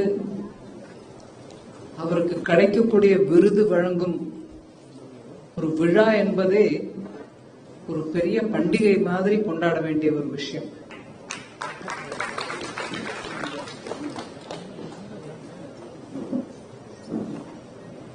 எழுத்தாளர்களுக்கு நார்மலா இப்பெல்லாம் படிக்கிறது குறைஞ்சிருச்சு, எங்களை பத்தி பேசுறது குறைஞ்சிருத்து, எங்க எழுத்து முன்ன மாதிரி இல்ல அப்படிங்கிற ஒரு எண்ணம் இருக்கும். அது தப்பு இல்லை. ஏன்னா படிக்கிறது குறைஞ்சிருத்தோன்ற ஒரு எண்ணம் எல்லாருக்கும் இருக்கு. ஆனா படிக்கிறது குறையல. அது எழுத்தை இன்னைக்கு படிக்கிறது புஸ்தகம் மூலமாவா, பேப்பர் மூலமாவா, இல்ல எலக்ட்ரானிக் மீடியம் மூலமாவான்ற அந்த சர்ச்சையை தான் நம்ம பண்ணணும். இன்னைக்கு எழுத்துக்கு இருக்க மரியாதை முன்ன போல இன்னையும் இருக்கு. அது ஆவலோட படிக்கிறது முன்ன போல இன்னைக்கும் படிக்கிறோம். அதுல ஒரு விதமான குறைவும் இல்லைன்றதுதான் என்னுடைய ஒரு தாழ்வான ஒரு அபிப்பிராயம். புஸ்தகத்தை வாங்கி படிக்கலன்றதுனால எழுத்துக்கு வேல்யூ இல்லாம போயிடல. இன்னைக்கு முரளி அவர்கள் சொன்னார், நான் மேடையில பேசுறது அவ்வளவு பேசக்கூடிய ஆள் இல்லைன்னு. நானும் மேடையில பேசக்கூடிய ஆள் இல்லை. எழுத்தாளர்கள் பேசக்கூடிய அளவுக்கு நான் பேச முடியாது. ஆனா வாக்கு, சொல், எழுத்து இது எல்லாத்துக்கும் இருக்கக்கூடிய சக்தி என்றும் குறைவில்லாம எப்பொழுதும் இருக்குன்றதுதான் என்னுடைய ஒரு தீவிரமான நம்பிக்கை. இல்லைன்னா திருக்குறளும் புறநானூறும் சிலப்பதிகாரத்திலிருந்து ஒரு பகுதி அப்படின்னு எடுத்து ஒவ்வொருத்தரும் அவங்க சின்ன சின்ன கூட்டத்துல பேசும்போது அத ஒரு விஷயமாக, ஒரு முக்கியமான அம்சமாக எடுத்து நம்ம முன்ன வச்சு பாரு அப்படி சொல்லிருக்கு அப்படின்னு சொல்லும் போது அந்த வாக்குக்குரிய பலமும் சக்தியும் தான் நம்ம முன்னாடி வருது. ஒரு 3000 ஆண்டுகளுக்கு முன்னாடி எழுதப்பட்ட, இல்ல அதுக்கு முன்னாடி முதல் சங்கத்துல எழுதப்பட்ட அப்படின்னு இன்னைக்கும் எடுத்து நம்ம சொல்லிட்டு தான் இருக்கோம். அது இன்றும் அந்த எண்ணத்தில் இருக்கக்கூடிய சக்தியும் அந்த எண்ணத்தில் இருக்கக்கூடிய ஒரு விதமான சிந்தனையும் இன்னைக்கும் அதோட வேல்யூ இருக்கதான் இருக்கு. அது பழங்காலத்துது அப்படின்னு ஒதுக்கி வைக்கிறதுக்கு இல்லை. ஆனா அந்த வார்த்தையும் சொல்லும் அதற்குரிய எண்ணத்தின் திருடம், அதாவது அதோட பலம் நம் தனிநபரையும் சரி ஒரு சமுதாயத்தையும் சரி ஒரு தாக்கத்தை உண்டாக்கி அந்த தாக்கத்தினால எல்லாரையும் ஒருங்கிணைச்சு வைக்கிறதுக்கான ஒரு முயற்சி, அந்த வார்த்தையோட முயற்சி. ஒரு தனிநபரை, இப்ப நீங்க சிவசங்கரி அம்மா எழுதியிருக்கிறத வச்சு ஒரு தனிநபருடைய குணங்களை பற்றியும் சமுதாயத்துல அந்த தனிநபர் இருக்கும்போது அதற்குரிய ஒரு டைனமிக்ஸ் சொல்லுவாங்க இங்கிலீஷ். அந்த டைனமிக்ஸ்னால உருவாக்கக்கூடிய சின்ன சின்ன சச்சரவுகளோ இல்ல சின்ன சின்ன நல்லிணக்கமோ ஒரு மனிதனை உருவாக்குது. அதனால அந்த வார்த்தைக்கு உரிய பலம் நல்லிணக்கத்தையும் உருவாக்குறதுக்கு இருக்கு. ஒரு தனிநபரை தன்னை பத்தியே யோசிக்கிறதுக்கான ஒரு கண்ணாடி மாதிரி, முகத்தை பார்க்கக்கூடிய ஒரு கண்ணாடி மாதிரி விடுது. ஒரு புஸ்தகத்தை எழுதுறாங்க, அதை நம்ம படிக்கிறோம், யாரையோ பத்தி எழுதியிருக்கு. ஆனா அந்த யாரையோ பத்தி எழுதுறத படிக்க படிக்க படிக்க நம்ம கொஞ்சம் யோசிக்கிறோம், நம்மளை பத்தி, நம்ம கிட்ட இருக்கிற குணங்களை பத்தி. அது இன்னொருத்துக்கிட்ட இன்னொரு மனிதரிடம் போய் உட்கார்ந்து பேசக்கூடிய அந்த அளவுக்கு நம்ம பக்குவம் இல்லாத போது இதை பத்தி படிக்கும் போதே நம்மளுக்கு தோணுது, இதுல இருக்கக்கூடிய சில குணங்களும் அதோடைய விளக்கங்களும் நம்மளுக்கும் ஏற்புடையதா இருக்குமோ அல்லவோ அப்படின்னு நம்ம யோசிக்க முடியுது. அதனால ஒரு புத்தகம் என்பது ஒரு கண்ணாடி, நம்மையே நம்ம அதில் பார்த்துக்கிறோம்.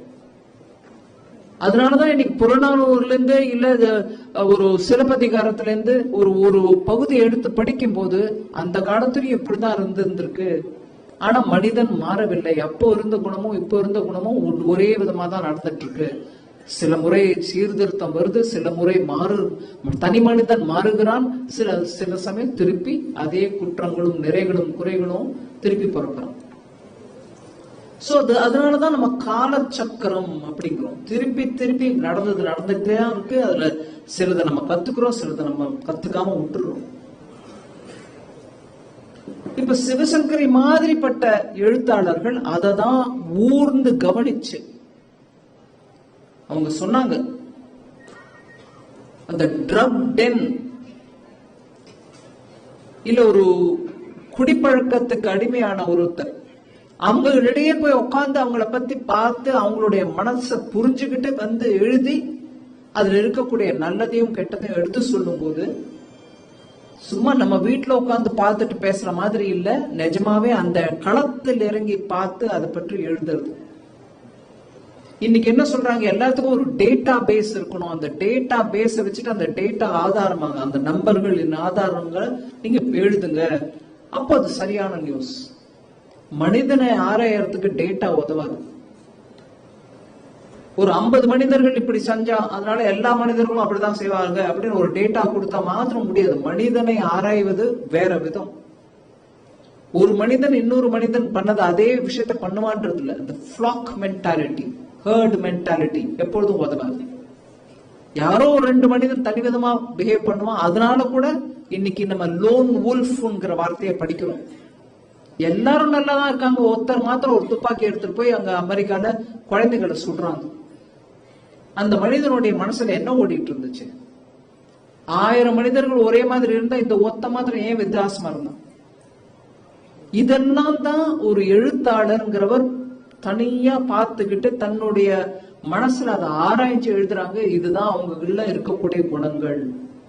அவர் இந்த நிலையில இப்படி ஒரு விதமா தன்னை வெளிப்படுத்தினார். அது குறையா நிறையா அப்படின்னு ஒரு எழுத்தாளர் தன்னுடைய நடைமுறை பழக்கத்தை வச்சுட்டு எழுதி காட்டுறது தான் நம்மளுக்கு முன்னாடி வருது.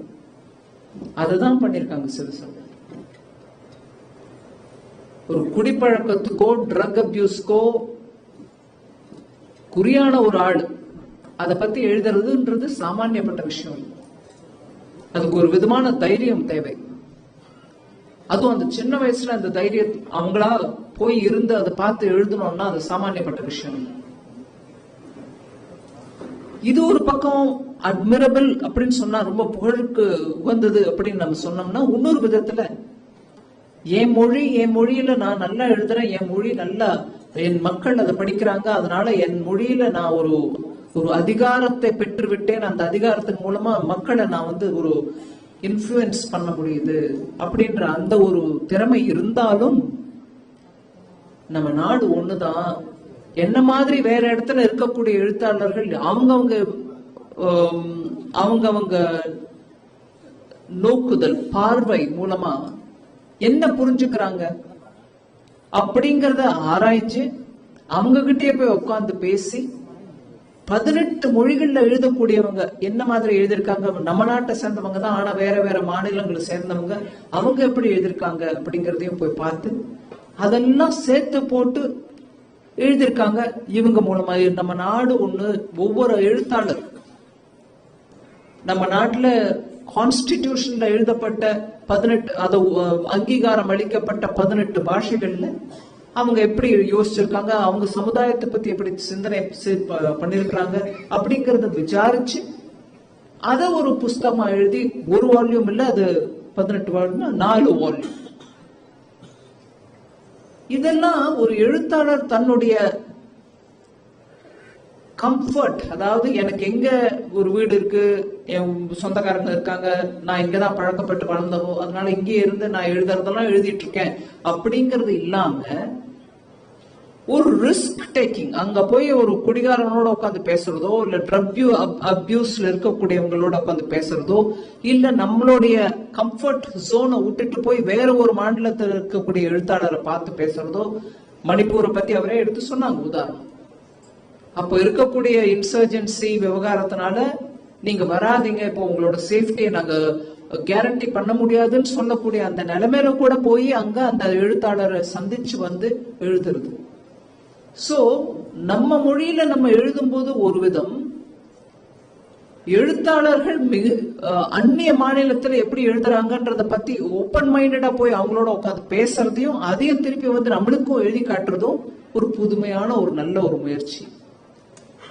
நம்ம அட்லீஸ்ட் என் வீட்டுல எங்க அம்மா எனக்கு தமிழ்ல நிறைய புஸ்தகம் படிச்சு, நீ இதை படி, உனக்கு கிடைக்கும் போது டைம் கிடைக்கும் போது இதை படி எப்படி மார்க் பண்ணியாவது கொடுப்பாங்க. அதோட இல்லாம மராட்டி சாகித்யத்துல, பெங்காலி சாகித்யத்துல என்னமா எழுதியிருக்காங்க, அதோட தமிழாக்கத்தை வாங்கி படிக்கிறது. அது பக்கத்துல எந்த இடத்துல எங்க அப்பா நல்ல டிரான்ஸ்பரபிள் ஜாப்ல இருந்தார். ஒரு ஊர்ல இருந்து இன்னொரு ஊர் மாறிக்கிட்டே இருக்கும். அதனாலதான் இவங்க ஸ்ரீரங்கம் சொன்ன போது எனக்கு ஆச்சரியமா இருந்தது. எனக்கும் ஸ்ரீரங்கத்துக்கும் அந்த அளவு சம்பந்தம் இல்லை. பெருமாளை போய் நமஸ்காரம் பண்ணிட்டு வர்றதோடு தான். பட் திருச்சியில படிச்சதுனால ஸ்ரீரங்கம் அப்படி நினைச்சிட்டாங்களோ என்ன. நான் பிறந்தது மதுரை, திருச்சியில இருந்தேன். அப்கோர்ஸ் படிச்சேன், நிறைய நாள் படிச்சேன் திருச்சியில. அப்படி டிரான்ஸ்பர் ஆயிட்டு போயிட்டு இருக்கும்போது இந்த பெட்டி முழுக்க இருக்கிற புஸ்தக பொட்டியை தூக்கிட்டு போனோமா அப்படிங்கிற அந்த யோஜனையில மினிமம் புஸ்தகம் எடுத்துட்டு போயிட்டு இருப்பாங்க. ஆனா போய் இறங்கின உடனே எங்க அப்பாவுக்கு முதல் வேலை அந்த ஏரியால இருக்கக்கூடிய லைப்ரரி எங்க இருக்கு பாருங்க, அந்த லைப்ரரியில பாரோ பண்ணி எடுத்துக்கணும், புஸ்தகம் படிக்கணும் அப்படின்னு. அதுக்கப்புறம் தான் வீட்லயே கொண்டு வாரம் பத்திரிகைகளை கொடுத்துட்டு போகக்கூடிய ஒரு சிஸ்டமும் வந்துச்சு, மேகசின் டிஸ்ட்ரிபியூஷனுக்கு. அது அடுத்த வாரம் வரும். எங்க அம்மா இதெல்லாம் பண்ணிட்டே இருப்பாங்க. அதனால எனக்கு அதர் தென் தமிழ் இலக்கியங்களை படிக்கிறதுக்கான வாய்ப்பு, ஆனா டிரான்ஸ்லேஷன் மூலமா. பட் இப்போ சிவசங்கரி அவர்கள் பண்றது என்ன, டிரான்ஸ்லேஷன் மூலமா படிங்க, ஆனா அந்த எழுத்தாளரே என்கிட்ட பேசின விஷயம் என்னன்றத உங்களுக்கு நான் எடுத்து சொல்றேன் அப்படின்னு சொல்லி அதையும் ஒரு முயற்சியா பண்ணிருக்காங்க. இதெல்லாம் எழுத்தாளருக்கு இருக்கக்கூடிய உணர்ச்சிய வெளிக்காட்டுறது, அந்த உணர்வோட ஒரு நம்மளுடைய முழு சமுதாயத்துல என்னெல்லாம் நடக்குதுன்றத பார்க்கறதுக்கான ஒரு ஆர்வம். அந்த ஆர்வத்தை திருப்பி வந்து எழுத்துல போட்டு நீங்க எல்லாம் படிக்கணும்ன்றதுக்கான செய்த முயற்சி. அதனால இன்னைக்கு சரஸ்வதி சம்மான் அவங்களுடைய சூரிய வம்சம்னு ஒரு பயோகிராபி, சுயசரித்திரம் அதுக்கு கிடைச்சிருக்கு. ஆனா அவங்க வேற ஒரு இத்தனை முயற்சி பண்ணதுக்கும் சேர்த்துதான் அந்த சரஸ்வதி சம்மான் நான் எடுத்துக்கிறேன். ஏன்னா சும்மா உட்கார்ந்துட்டு நான் எழுத்தாளர் என் ரூம்ல இருந்து நான் எழுதிட்டு இருக்கேன் இல்லாதக்கு ஒவ்வொரு இடத்துக்கும் போய் அந்த உணர்வுல லைக் வி ஃபீல் பல்ஸ், அந்த பல்ஸ் ஃபீல் பண்ணி எழுதியிருக்காங்க. சரி, biography is a great work.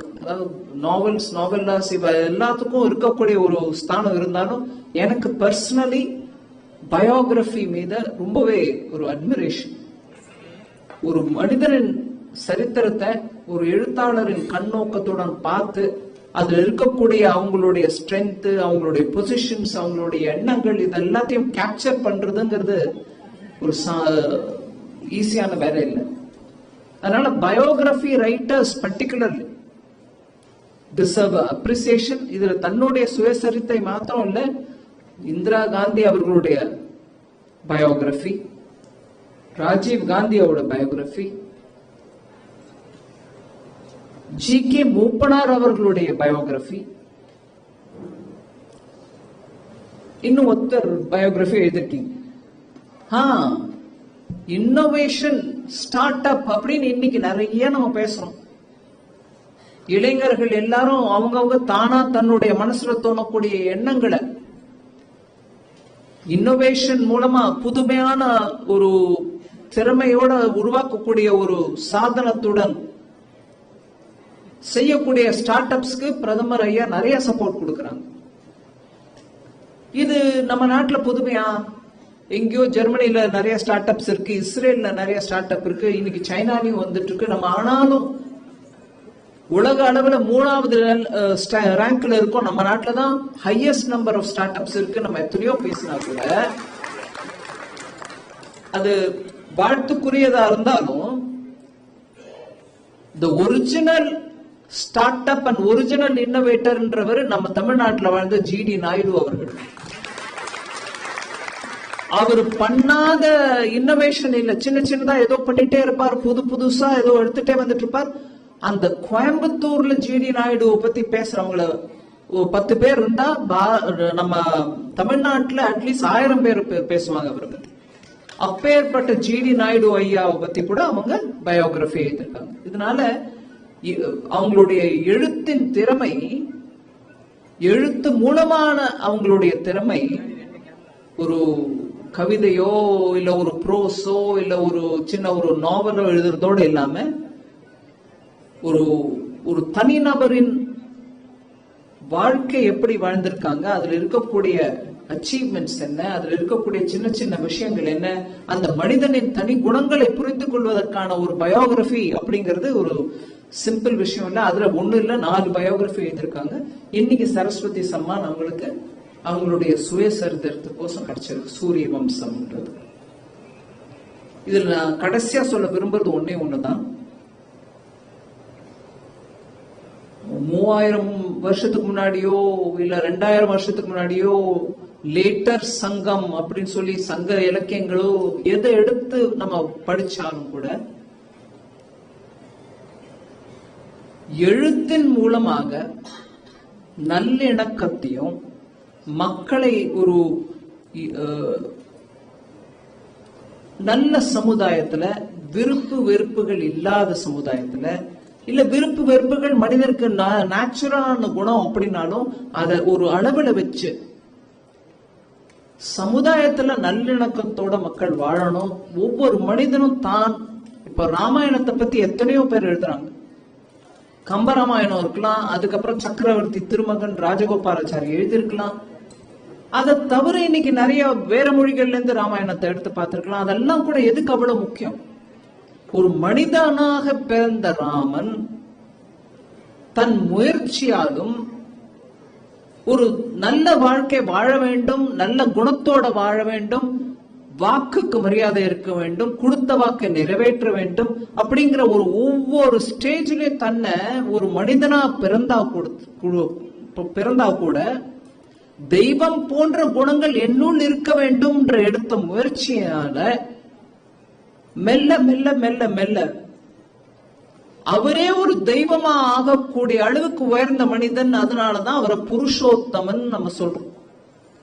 அதை எடுத்து சொல்லக்கூடிய அந்த கதை இன்னைக்கு நம்ம நாட்டுல மாத்திரம் இல்ல, எங்க நீங்க உலகத்துல போனாலும் South East Asia, particularly Burma, Malaysia, Singapore, Thailand, Indonesia, Philippines, எங்க போனாலும் அந்த ராமாயணத்தோட பல விதமான வர்ணனைகள் சின்ன சின்ன மார்புகளோட இருக்கு. எதுக்கு அது அவ்வளவு? அந்த ராமாயணம் அப்போலேருந்து இருக்கக்கூடிய ராமாயணம், வால்மீகி ராமாயணமோ, துளசி ராமாயணமோ, கம்ப ராமாயணமோ, இன்னும் எத்தனையோ ராமாயணம் இருக்கு.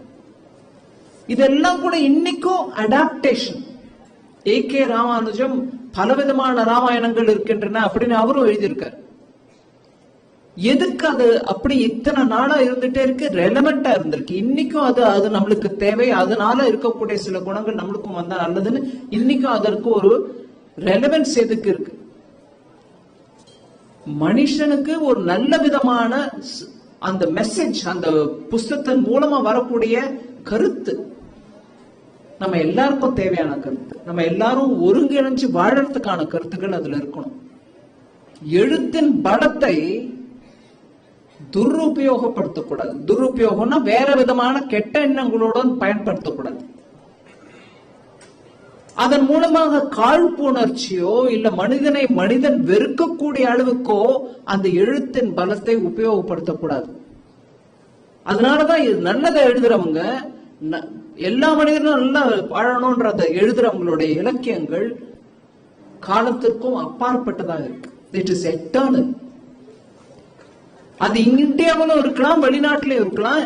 such books become epics. என்னைக்கும் அது நிலைநிற்று இருக்கும். அது சிறிய கருத்தா இருக்கலாம். ஆக்சுவலா சொன்னாங்க பேசும்போது, சந்தோஷம் ஐயா சொன்னார் நினைக்கிறேன், கணியன் பூங்குன்றனாரை பத்தி ஒரே ஒரு, நம்ம எல்லாரும் அந்த ஒரு லைன் தான் சொல்லுவோம், யாதும் ஊரே யாவரும் கேளீர். இன்னைக்கு G20 பிரதமர் ஐயா சன்ஸ்கிருத்ல வைஷ்ணவ் அது வசுதைவ குடும்பகம் அப்படின்னு சொல்லக்கூடிய அந்த வரியை எடுத்து போட்டார். அதோட அந்த வரியை 3 வார்த்தைகள்ல இங்கிலீஷ்ல போட்டாங்க. One earth, one family, one future அப்படின்னு. இருக்கிறது ஒரு உலகமே. நம்ம எல்லாரும் அதுல குடும்பமா வாழறோம். நம்ம எல்லாருடைய எதிர்காலமும் அது நம்மளை நம்பிதான் இருக்கு. நம்ம பூமியை எப்படி பாத்துக்கிறோம், நிலத்தை சரியா உழறோமா, அதுல இருக்கக்கூடிய பொல்யூஷனை சரியா பாத்துக்கிறோமா, எதிர்காலத்துக்கு நம்ம எல்லாரும் சேர்ந்து வாழறதுக்கான ஒரு குடும்பம்ன்ற எண்ணத்துல இருக்கோமா? இததான் கணியன் பூங்குன்றனார் தமிழ்ல யாதும் ஊரே யாவரும் கேளீர்னு சொன்னார். G20ல நம்மளுடைய வசுதேவ குடும்பம் தான் தமிழ்ல இனி யாதும் ஊரே யாவரும் கேளீர். அந்த கணியன் பூங்குன்றனார் வேற என்னெல்லாம் புஸ்தகம் எழுதியிருக்காருன்னு நானும் தேடி இருக்கேன். என் முயற்சியில வேற கண்ணில் படல. இந்த ஒரு போயம் தான் அவரோடது ரொம்பவே. ஆனா அந்த ஒரு போயம்ல கூட மேல் வரி ஒண்ணுதான் யாதும் ஊரே யாவரும் கேளீர் சொல்லிட்டு நம்ம முடிஞ்சா கணியன் பூங்குன்றனார் அப்படின்னு சொல்றோமே தவிர, அதுக்கப்புறம் அதுல இருக்கக்கூடிய வரிகளும் என்ன அழகான வரிகள். நிஜமா நான் ஒரு நாளைக்கு அந்த கணியன் பூங்குன்றனாருடைய ஞாபக ஸ்தலமா இருக்கக்கூடிய அவருடைய ஊருக்கே போய் தலைமணங்கிட்டு வரணும்னு நினைக்கிறேன். ஏன்னா யாதும் ஊரே யாவரும் கேளீர் எவ்வளவு முக்கியமோ, அதுல என்ன பியூட்டிஃபுல் ஐடியாவா அவ்வளவு 4 வார்த்தை சொல்லிட்டாரோ, மீதி அவர் எழுதியிருக்கிறதையும் படிச்சீங்கன்னா, நான் மனப்பாடம் ஒப்பிக்க இங்க விரும்பல, பட் அதுல 2 கருத்து சொல்ல விரும்புறேன். சிறியோர்களை அப்படி கீழ்த்தரமா பார்க்காதீங்க, இன்னைக்கு இகழ்வா பார்க்காதீங்க சிறியோரை. அதே மாதிரி பெரியோரை பார்த்து பயப்படாதீங்க, ஐயோ அவனை புகழணும், நம்ம அவனை ஜாக்கிரதை பார்த்துக்கிறோம், பெரியவர் அவரு அப்படின்ற அந்த இதுவும் வேணாம். நடு நிலைமையோட இருங்க. சிறியவன் என்னைக்கும் சிறியவனா இருக்க மாட்டான், பெரியவன் என்னைக்கும் பெரியவனா இருக்க மாட்டான்ற கருத்தை சொன்ன ஒரு அந்த கணியன் பூங்குன்றனார். சோ ஒரே ஒரு பாடலுக்கோசம் இன்னைக்கு வரைக்கும் உலக அளவுல பெருமை சேர்க்கக்கூடிய கணியன் பூங்குன்றனார் ஒரே பாட்டுக்கு தான். நான் இன்னும் நிறைய எழுதியிருக்காரா இருக்கலாம், எனக்கு தெரிஞ்ச வரைக்கும் இல்லை. இந்த ஒரு பாட்டுக்கு தான் அவர் ஞாபகம் கொடுத்துக்கிறோம். அந்த மாதிரி 4 வார்த்தைகளோ 40 புஸ்தகங்களோ இல்ல 400 கவிதைகளோ எதுவா இருந்தாலும் அதுல இருக்கக்கூடிய கருத்தினால் எழுத்தாளருக்கு இன்னைக்கு சன்மானம் கிடைக்குது. சிவசங்கரி அவர்களுக்கு அதுதான் இன்னைக்கு ஒரு முக்கியமான ஒரு அம்சம். எழுத்தை சரியான விதத்துல உபயோகப்படுத்தணுமே தவிர, எழுத்தின் மூலமாக மதவெறியோ இனவெறியோ மக்களுக்கிடையே ஒரு கசப்பு உணர்வோ வரவழைக்கிறது எழுத்து இல்லை. அந்த மாதிரி எழுத்தும் இருக்கு, அதை நிறைய பேர் அதை வேற விதமா உபயோகிக்கிறாங்க. பாரு, பல சோ ரைட்டர் இப்படி சொல்லிருக்காரு. எழுத்தின் பவர் அதுக்கோசம் போகக்கூடாது. இது ஒரு ஆன்மீக சக்தி, தெய்வத்தினால் கொடுக்கப்பட்ட. அதனாலதான் அவார்டு கொடுக்கும்போது சரஸ்வதி அம்மா நீ அப்படின்னு கொடுக்கிறோம் அவார்டு. அந்த தெய்வத்தின் மூலமா வந்த சக்தி எல்லாருக்கும் இருக்காது. அந்த சக்தியை சரியாக உபயோகிச்சு நாடு ஒன்றாக இருக்க வேண்டும், மக்கள் இணக்கத்தோட வாழணும், நாடு முன்னேறணும், மக்கள் எல்லாரும் நல்லா இருக்கணும்ன்ற எண்ணத்தோட எழுதுறது தான் முக்கியம். நான் அதை என்னுடைய ஒரு வேண்டுகோளாக கடைசியா சொல்ல விரும்புறேன். இன்னைக்கும் அந்த பாரதியோட பாட்டை கேட்டப்போ எனக்கு அந்த ஒவ்வொரு குழந்தையும் போய் அவங்க கடத்தை பிடிச்சது தலையில ஆசீர்வாதம் பண்ணணும்ன்ற அந்த அளவுக்கு உணர்ச்சி வந்து என்னமா பாடினாங்க. அந்த பாரதியோட உணர்ச்சிகள், சக்தி, அவர் பாட்டுல இருக்கக்கூடிய வேகம் எல்லாம் வந்துச்சு. பாரதியின் ஒவ்வொரு எழுத்தும் ஒரு அணுகுண்டு மாதிரி, அவ்வளவு பவர் அதுல. But because word is not destructive, அது அணுகுண்டு மாதிரி போய் தாக்கி டிஸ்டர்ப் செய்ய பண்ணாது. மனசுல அந்த உத்வேகத்தையும் எனர்ஜியும் கொடுக்கும். இன்னைக்கு திருப்பி அந்த மாதிரி எனக்கு திருப்பி எனர்ஜி கொடுத்த சிறியோர்கள் அனைவருக்கும் என்னுடைய நல்வாழ்த்துக்கள். அவங்க பாடுறதுக்கான அந்த முயற்சிக்கு உதவின மியூசிக் டீச்சர்ஸ் உங்க எல்லாருக்கும் கூட நான் தன்னை வணக்கம் சொல்றேன்.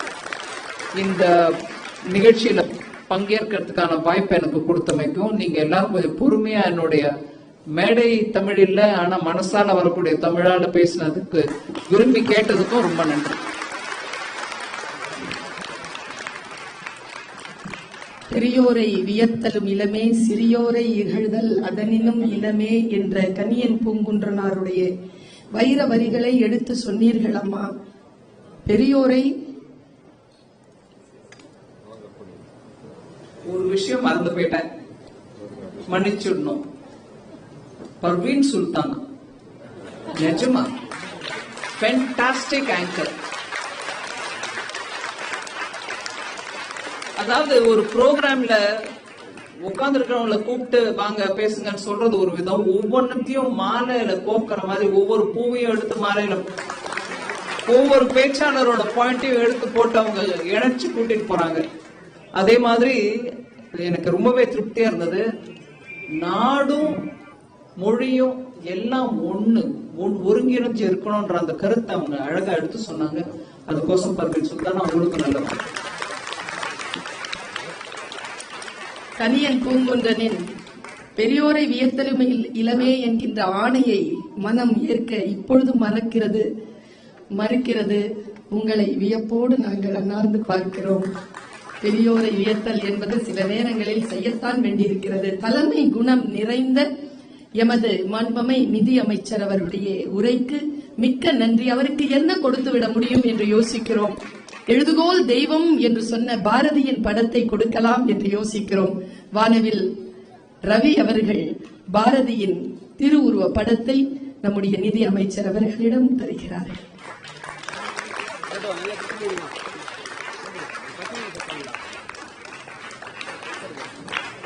தெய்வம் நீ என்று உணர் என்று எழுதப்பட்ட அந்த வாசகத்தோடு இருக்கும் பாரதியாருடைய திருவுருவ படம். இலக்கியத்தின் மூலம் இந்திய இணைப்பை நெட் இந்தியா த்ரூ லிட்ரேச்சர் என்கின்ற தன்னுடைய வாழ்நாள் சாதனை படைப்புகளை இப்பொழுது திருமதி சிவசங்கரி அவர்கள் மாண்பமை நிதி அமைச்சர் அவர்களுக்கு தம்முடைய அன்பு பரிசாக வழங்குகிறார்.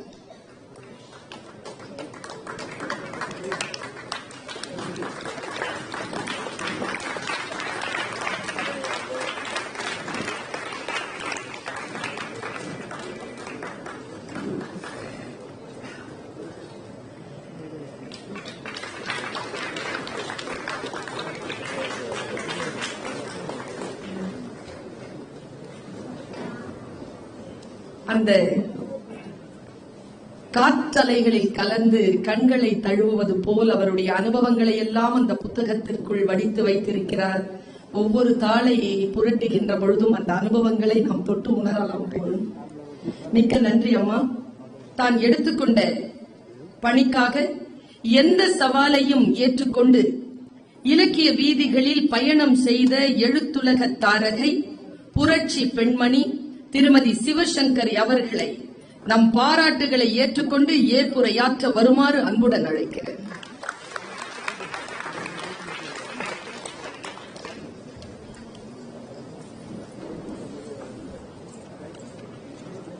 மதிப்புக்குரிய நிதி அமைச்சர் அவர்களுக்கும் பெரியவர்களுக்கும் நண்பர்களுக்கும் அன்பான வணக்கங்கள். ஒரு எழுத்தாளராக இங்கே நான் கௌரவிக்கப்படுவதால் ஒரு குட்டி கதையோடு என்னுடைய உரையை கூறலாம் என்று நினைக்கிறேன். இது அக்பர் பேரரசர் பற்றிய ஒரு கதை. அவரை பற்றி எல்லாருக்குமே தெரியும். அவருடைய சபையிலே தான்சேன் என்று ஒரு அற்புதமான இசைக்கவிஞர் இருந்தார், கலைஞர். அவர் பாடினா தீபங்கள் தானே ஏற்றிக் கொள்ளுமாம். தீபக் என்ற ராகத்தை பாடினார். அந்த மாதிரி ஒரு சர்வ ஞானம் படைத்தவர். அக்பர் அவர்கிட்ட ரொம்ப பாட சொல்லி கேட்டுக்கொண்டிருப்பாராம். ஒரு நாள் அக்பருக்கு ஒரு ஆசை வந்ததாம், நீங்களே இப்படி பாடுறீங்களே, உங்க குரு எப்படி பாடுவார்? உங்க குரு பாடுவதை நான் கேட்க வேண்டும். தான்சேன் சொன்னாரா, அது நடக்காது அரசே. அவர் எங்கேயோ ஊருக்கு வெளியில ஒரு சின்ன குடியில நந்தவனத்துல இருக்கிற யாரையும் பார்க்கறதில்ல. அது முக்கியமா அரசரோட நம்ம எல்லாம் போனோமா அந்த பரிவாரங்களோட அவர் பார்க்கவே மாட்டார். நம்ம ஏன் அப்படி போகணும்? மாறு வேஷத்துல போகலாம். நீயும் நானும் மட்டும் போகலாம். சொல்லு, நாளைக்கு பௌர்ணமி இரவு 10 மணிக்கு மேல அவர் உட்கார்ந்து ஏகாந்தமாக பாடுவார், போய் மறைஞ்சுன்னு கேட்டுட்டு வரலாம்னு சொல்லி தான்சேன் அக்பரை கூட்டிக் கொண்டு போனார். அங்க போனா பௌர்ணமி நிலவு தங்க தாம்பாளமாக ஜொலிக்கிறது. அந்த இயற்கை நந்தவனத்திலே திறந்த வெளியிலே உட்கார்ந்து கொண்டு குரு அப்படி பாடுகிறாரா, உருகி உருகி உருகி அந்த இடமே இசையால் நிரம்பி போய்விட்டதாம். 1 மணி நேரத்துக்கு மேல கேட்ட பிறகு தான்சேன் போயிடலாம், அவர் பார்த்துருவார், போயிடலாம். சோ அக்பர் அவரும் வந்துட்டாங்க. மறுநாளைக்கு தான்சேனை கூப்பிட்டு அக்பர் சொன்னாராம், அந்த பாட்டிய காதலியே சுழண்டு மனசுக்குள்ள சுழண்டு கொண்டு இருக்கிறது. நீ உனக்கு தெரியுமே அந்த பாட்டு, நீ ஒரு தடவை பாடு, திரும்பி கேட்கணும் போல இருக்குன்னு. சோ தான்சேன் உட்கார்ந்து கொண்டு மிக விஸ்தாரமாக தன்னுடைய ஆத்மாவையே அதில் விட்டு பாடினாராம். பாடி முடித்த பிறகு அரசே திருப்தியான்னு கேட்டாராம். அப்போ அக்பர் சொன்னாராம், இல்ல இந்த பாட்டு அவங்க குரு பாடின மாதிரி அப்படி இல்லையே, அதுல ஏதோ ஒரு இருந்தது, உங்ககிட்ட அது குறைவது சொன்னோடனே தான்சேன் சொன்னாராம், இயற்கை தானே, நான் அரசனுக்கு பாடுகிறேன், அவர் இறைவனுக்கு பாடுகிறார் சொன்னார். நண்பர்களே, நிஜமாக சொல்கிறேன், என்னுடைய எழுத்துக்கள் அனைத்தையுமே முக்கியமாக இன்றைக்கு விருது வாங்கும் இந்த சூரிய வம்சம் என் நினைவலைகளை நான் வணங்கும் பாபாவுக்கும் என் அப்பா அம்மா என் கணவர் என் குடும்பத்தாருக்கும் நான் சமர்ப்பணம் செய்து எழுதியதால் தான் அதற்கு இப்பேற்பட்ட கௌரவம் கிடைக்கிறது என்று நான் நினைக்கிறேன்.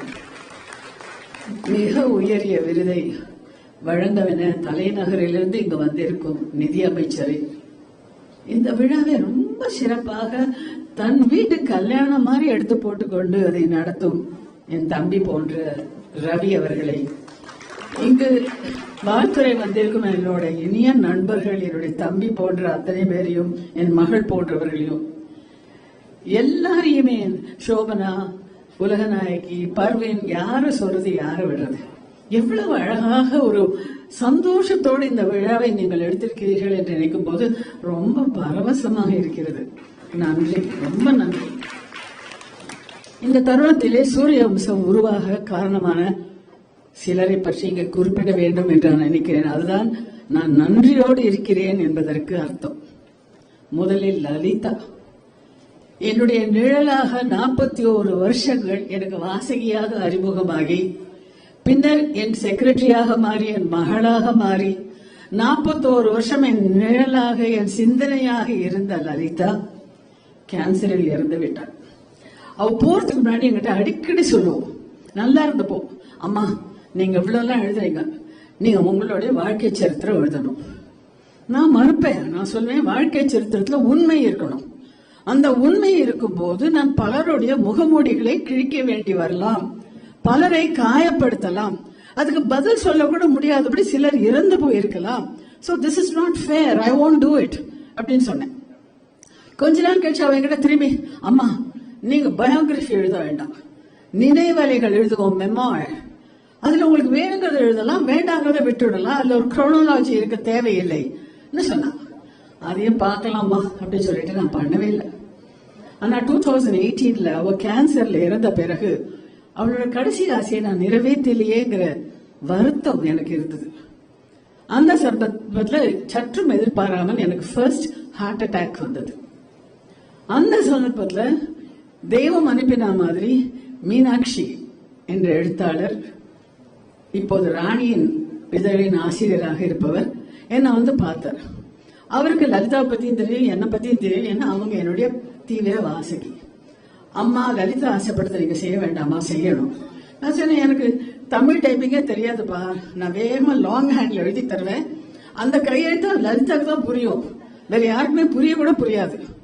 அப்போ அவங்க சொன்னாங்க, இல்லம்மா நீங்க பேசுங்க, நான் டேப் பண்ணிட்டு அதை அவங்களுக்கு டைப் பண்ணிக்கணும் தானே சொன்னாங்க. அந்த மாதிரி வாரத்துக்கு 2 தடவை வந்து என்னுடைய வேகத்தை புரிந்து கொண்டு என்னோடு சேர்ந்து அந்த ஓட்டத்தில் ஓடியதால் எனக்கு second heart attack next year வந்தது. ஏன் வந்ததுலாம் தெரியல, டாக்டர்ஸ்கே தெரியல, பைபாஸ் பண்ணாங்க. அது நடந்த 3 மாசத்துக்குள்ள 2019 சூரிய வம்சம் 2 பாகம் தமிழில் என்னால வெளியிட முடிஞ்சது. தேங்க்யூ மீனாட்சி.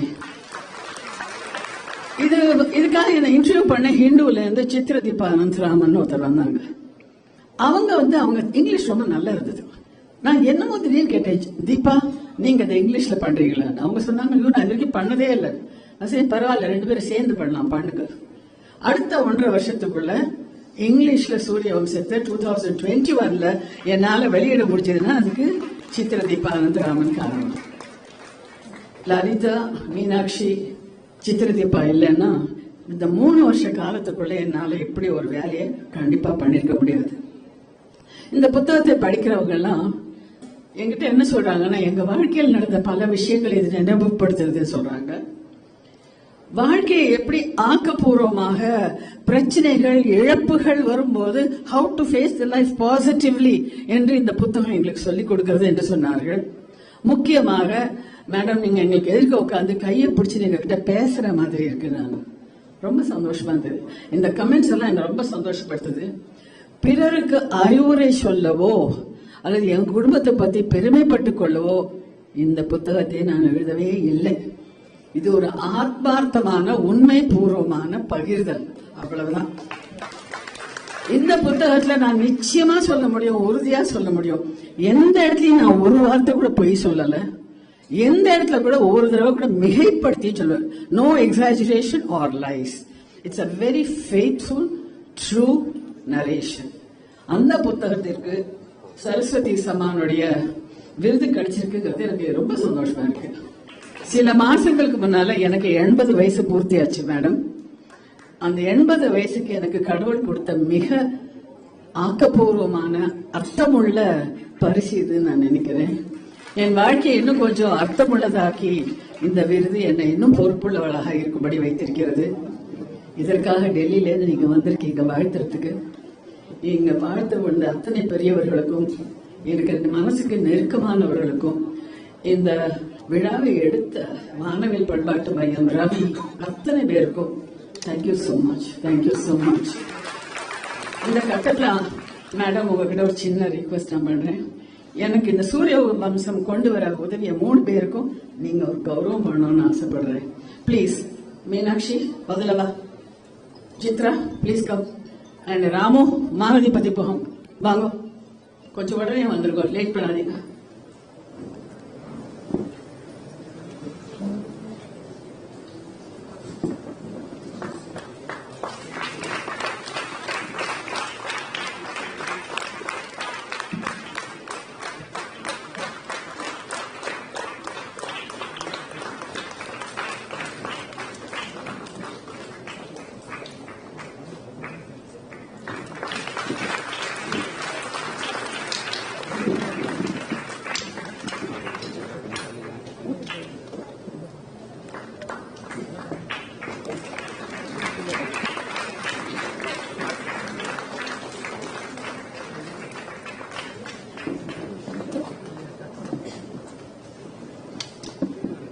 சிவசங்கரி அம்மா அவர்கள் ஏற்புரை நிகழ்த்தி இருக்கிறார்கள். ஒரு முறை அவர் பேசிக் கொண்டிருந்த பொழுது சொன்னார், எல்லோரும் சிந்தித்தபடி எழுதுவார்கள், எழுதிக்கொண்டே அடித்தல் திருத்தல் படி எழுதுவார்கள். ஆனால் பர்வீன், நான் எழுதுகின்ற பொழுது அடித்தல் திருத்தல் கூட இல்லாமல் மொத்தமான கதையை ஒரே நேரத்தில் எழுதி முடித்து விடுவேன் என்று சொன்னார். நான் சொன்னேன், அது எப்படி சாத்தியம், சிந்தித்துக் கொண்டே இருப்பீர்களா என்று கேட்டால், எழுதும் போது அல்ல, எழுதாத நேரத்தில் எல்லாம் சிந்தித்தபடி இருப்பேன், நான் சிந்தித்ததை அப்படியே எழுதிவிடுவேன் என்று சொன்னார். இப்பொழுது கூட அவர் சிந்தித்தபடிதான் உட்கார்ந்திருப்பார் என்று நினைக்கிறேன். ஒரு நல்ல ஆளுமையான ஒரு ஆக்கம் இந்த நிகழ்ச்சிக்கு பிறகு வரும் என்பதை நாங்கள் எல்லோரும் எதிர்பார்க்கிறோம். அம்மா அவர்களுக்கு நன்றி. விழாவிற்கு வருகை தந்து சிறப்பித்த அத்தனை விருந்தினர்களுக்கும் மற்றவர்களுக்கும் நம் நன்றியை தெரிவிப்பதன் பொருட்டு நன்றி உரை வழங்க வருமாறு முனைவர் உலகநாயகி பழனி அவர்களை அழைக்கிறேன்.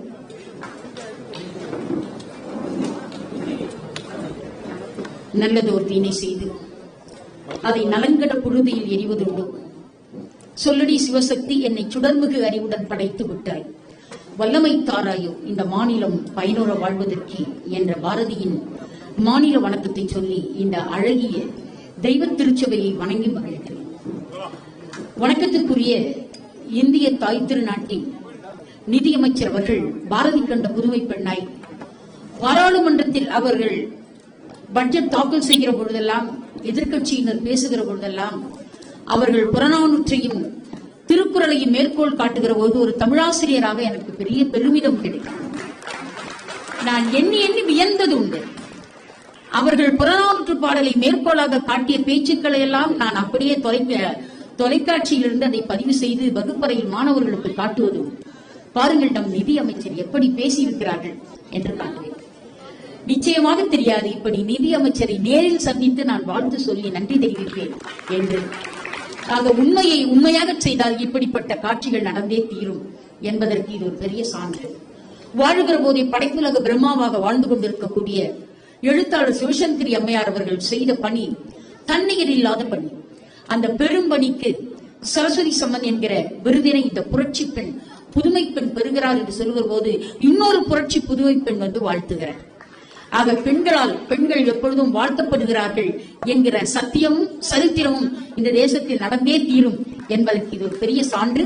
இந்த மேடையில் அமர்ந்திருப்பவர்கள் எல்லோரும் எழுத்தாளர்கள். வணக்கத்திற்குரிய கலைமாமணி விஜி சந்தோஷம் அண்ணாச்சி அவர்கள் 100க்கும் மேற்பட்ட நூல்கள் எழுதியவர். வணக்கத்திற்குரிய பட்டு செட்டியார் அவர்கள் பட்டென்று பேச மாட்டார், ஆனால் பட்டு நூல் செட்டியார். அவர் 100க்கும் மேற்பட்ட நூல்களை எழுதிய பெருந்தகை. நம்முடைய அம்மையார் சிவசங்கரி அவர்கள் எழுதாத நாள் வாழ்க்கை ஒன்று இல்லை என்று சொல்லுகிற அளவில் எழுத்தையே தவமாக கொண்ட பெருந்தகை. நம்முடைய வானவில் பண்பாட்டு மையத்தினுடைய நிறுவன தலைவர் ஐயா திரு ரவி அவர்கள், வழக்கறிஞர் ரவி அவர்கள் எழுதிய நூல்களை குறித்து, படைப்பாக்க நூல்களை குறித்து இதுவரை 116 கருத்தரங்குகள் இந்தியா முழுமையிலும் நடந்திருக்கிறது. அடுத்ததாக நம்முடைய காவல்துறை ஐயா நடராஜன் ஐயா அவர்கள், அவரை நான் ஐபிஎஸ் நடராஜன் தான் சொல்வேன், நடராஜன் ஐபிஎஸ் என்று சொல்ல மாட்டேன். காரணம், அந்த ஐபிஎஸ் துறைக்கே பெருமையும் புகழும் சேர்த்த பெருந்தகை. அவரும் ஒரு மேலாண்மை நீதி குறித்து தினமணியில் தொடர்ந்து இளைய உள்ளங்களுக்காக எழுதக்கூடிய ஒரு எழுத்தாளர். நம்முடைய கலைமாமணி முரளி அவர்கள் பேசுவது எழுதுவது ரெண்டும் அமைதியா இருக்கும். அவருடைய மைசூர்பா மாதிரி. நமக்கெல்லாம் தெரிந்தது வெண்பா, ஆசிரியர்பா, கதிப்பா, வஞ்சிப்பா. ஆனால் இவருக்கு தெரிந்தது மைசூர்பா, இல்லைங்களா? ஆக நம்பினால் நம்புங்கள் அன்பு நண்பர்களே. கடையேழு வள்ளல்கள் தெரியும், ஆனால் கடை வைத்த வள்ளல் தெரியுமா? அவர்தான் நம்முடைய கலைமாமணி முரளி அவர்கள். நாளும் நல்லது செய்வோம் என்கிற ஒரு அருமை மிகு நண்பர். நம்முடைய வணக்கத்திற்குரிய நீனா ரெட்டி அவர்கள் பாரதி கண்ட புதுமை பெண்ணாய் மிகப்பெரிய விமன் ஆண்டர்பிரனர். அந்த அம்மா அவங்க செய்த சேவை பெரிய சேவை. இன்றைக்கு நம்முடைய நிதியமைச்சர் அவர்களால் அவர்கள் பேச்சு முடிந்து தனியாக பருவிற்கு பாராட்டு. அது மனசுக்கு மிகவும் நெகிழ்ச்சியாக இருந்தது. இப்படி இந்த மேடை எப்பக்கம் நோக்கினாலும் மிகச்சிறந்த மேடையாக குழந்தைகள் பாடிய பாரதியார் பாடல்கள், குழந்தைகள் கன்னத்தில் தடவை தலையில்லாம் அவருடைய சீரத்தில் ஆசீர்வாதம் செய்ய வேண்டும் என்று ஆசைப்பட்டேன் என்று நிதியமைச்சர் அவர்கள் சொன்ன செய்தி மகதி மியூசிக் ஸ்கூல் அவர்களுக்கு கிடைச்ச ஒரு மிகப்பெரிய சிறப்பு. உங்கள் கரவொலி பலமாக இருக்கட்டும். ஆசிரியர் திருவடி மீனாட்சி ஸ்ரீனிவாசன், வணக்கத்திற்குரிய Ganapathi Raman, Mahathi school of fine arts, இவர்கள் எல்லோருக்கும் நெஞ்சார்ந்த நன்றி. இந்த விழா செம்மையுடன் சிறப்புறுவதற்காக பாடுபட்டு அன்பு நண்பர் திரு ராஜா அவர்கள், திருமதி கலைமாமணி சோபனா ரமேஷ் அவர்கள், மிகச்சிறந்த பெண்மணியாக இந்த வானவில் பண்பாட்டு மையத்தை செம்மையாக நடத்தி வரக்கூடிய சன் தொலைக்காட்சி வாசிப்பாளர் வணக்கத்திற்குரிய ரத்தினா அவர்கள், பொதிகை தொலைக்காட்சி வாசிப்பாளர் சாந்தி ஜெகத்ரட்சகன் அவர்கள், இப்படி எல்லோரும் குழுமி இருந்து இந்த சாகித்ய நிலையிலே பல விழாக்களை சாகித்ய அகாடமியில் பார்த்திருக்கிறோம். ஆனால் சரஸ்வதி சம்மன் விருது பெற்ற இந்த மாபெரும் பெண்மைக்கு ஒரு மாபெரும் புரட்சி பெண்மை வந்து வாழ்த்து தெரிவித்தது என்பது வாழ்க்கையில் மறக்க முடியாத அனுபவம். இந்த அனுபவத்தை இன்றைக்கு சிவசங்கரி அம்மையார் அவர்கள் பெற்றிருப்பது நமக்கு ஒரு நெஞ்சார்ந்த சிறப்பு என்று சொல்லி, இப்படிப்பட்ட புரட்சி மிகு நிதி அமைச்சர் அவர்களுக்கு, மாண்புமிகு நிதி அமைச்சர் அவர்களுக்கு ஏதாவது கொடுக்க வேண்டும் என்று ஒரு ஏழை தமிழ்வாதியாருக்கு 5வது மகளாக பிறந்த உலகநாயகின் ஆசை. அதனால் அந்த ஆசையை முன்னிறுத்தி விழா தலைவருடைய உத்தரவோடு நான் பாரதி பற்றி பேசிய 100 மேடை பேச்சுகளின் தொகுப்பை பாரதி 100 என்று பாரதியின் நினைவாண்டில் வெளியிட்டேன். அதை நிதியமைச்சர் கரத்தில் கொடுப்பது என் தாய் தந்தையருக்கு நான் செய்த பெருமையாக கருதுகிறேன் என்று சொல்லி என் நன்றி உரை நிறைவு செய்கிறேன். உங்கள் பாதங்களை குனிந்து பாருங்கள். வானவில் பண்பாட்டு மையத்தின் நன்றி மலர்கள் வந்து சேர்ந்திருக்கும். நன்றி, வணக்கம். நன்றி உரை வழங்கிய உலகநாயகி பழனி அவர்களுக்கு நன்றி. இப்பொழுது நாட்டு வாழ்த்து.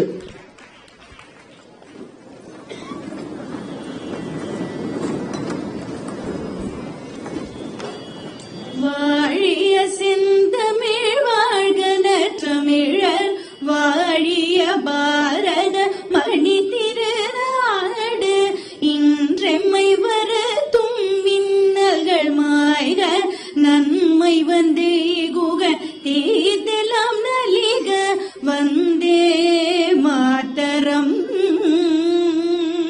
வந்தே மாதரம் வந்தே மாதரம்.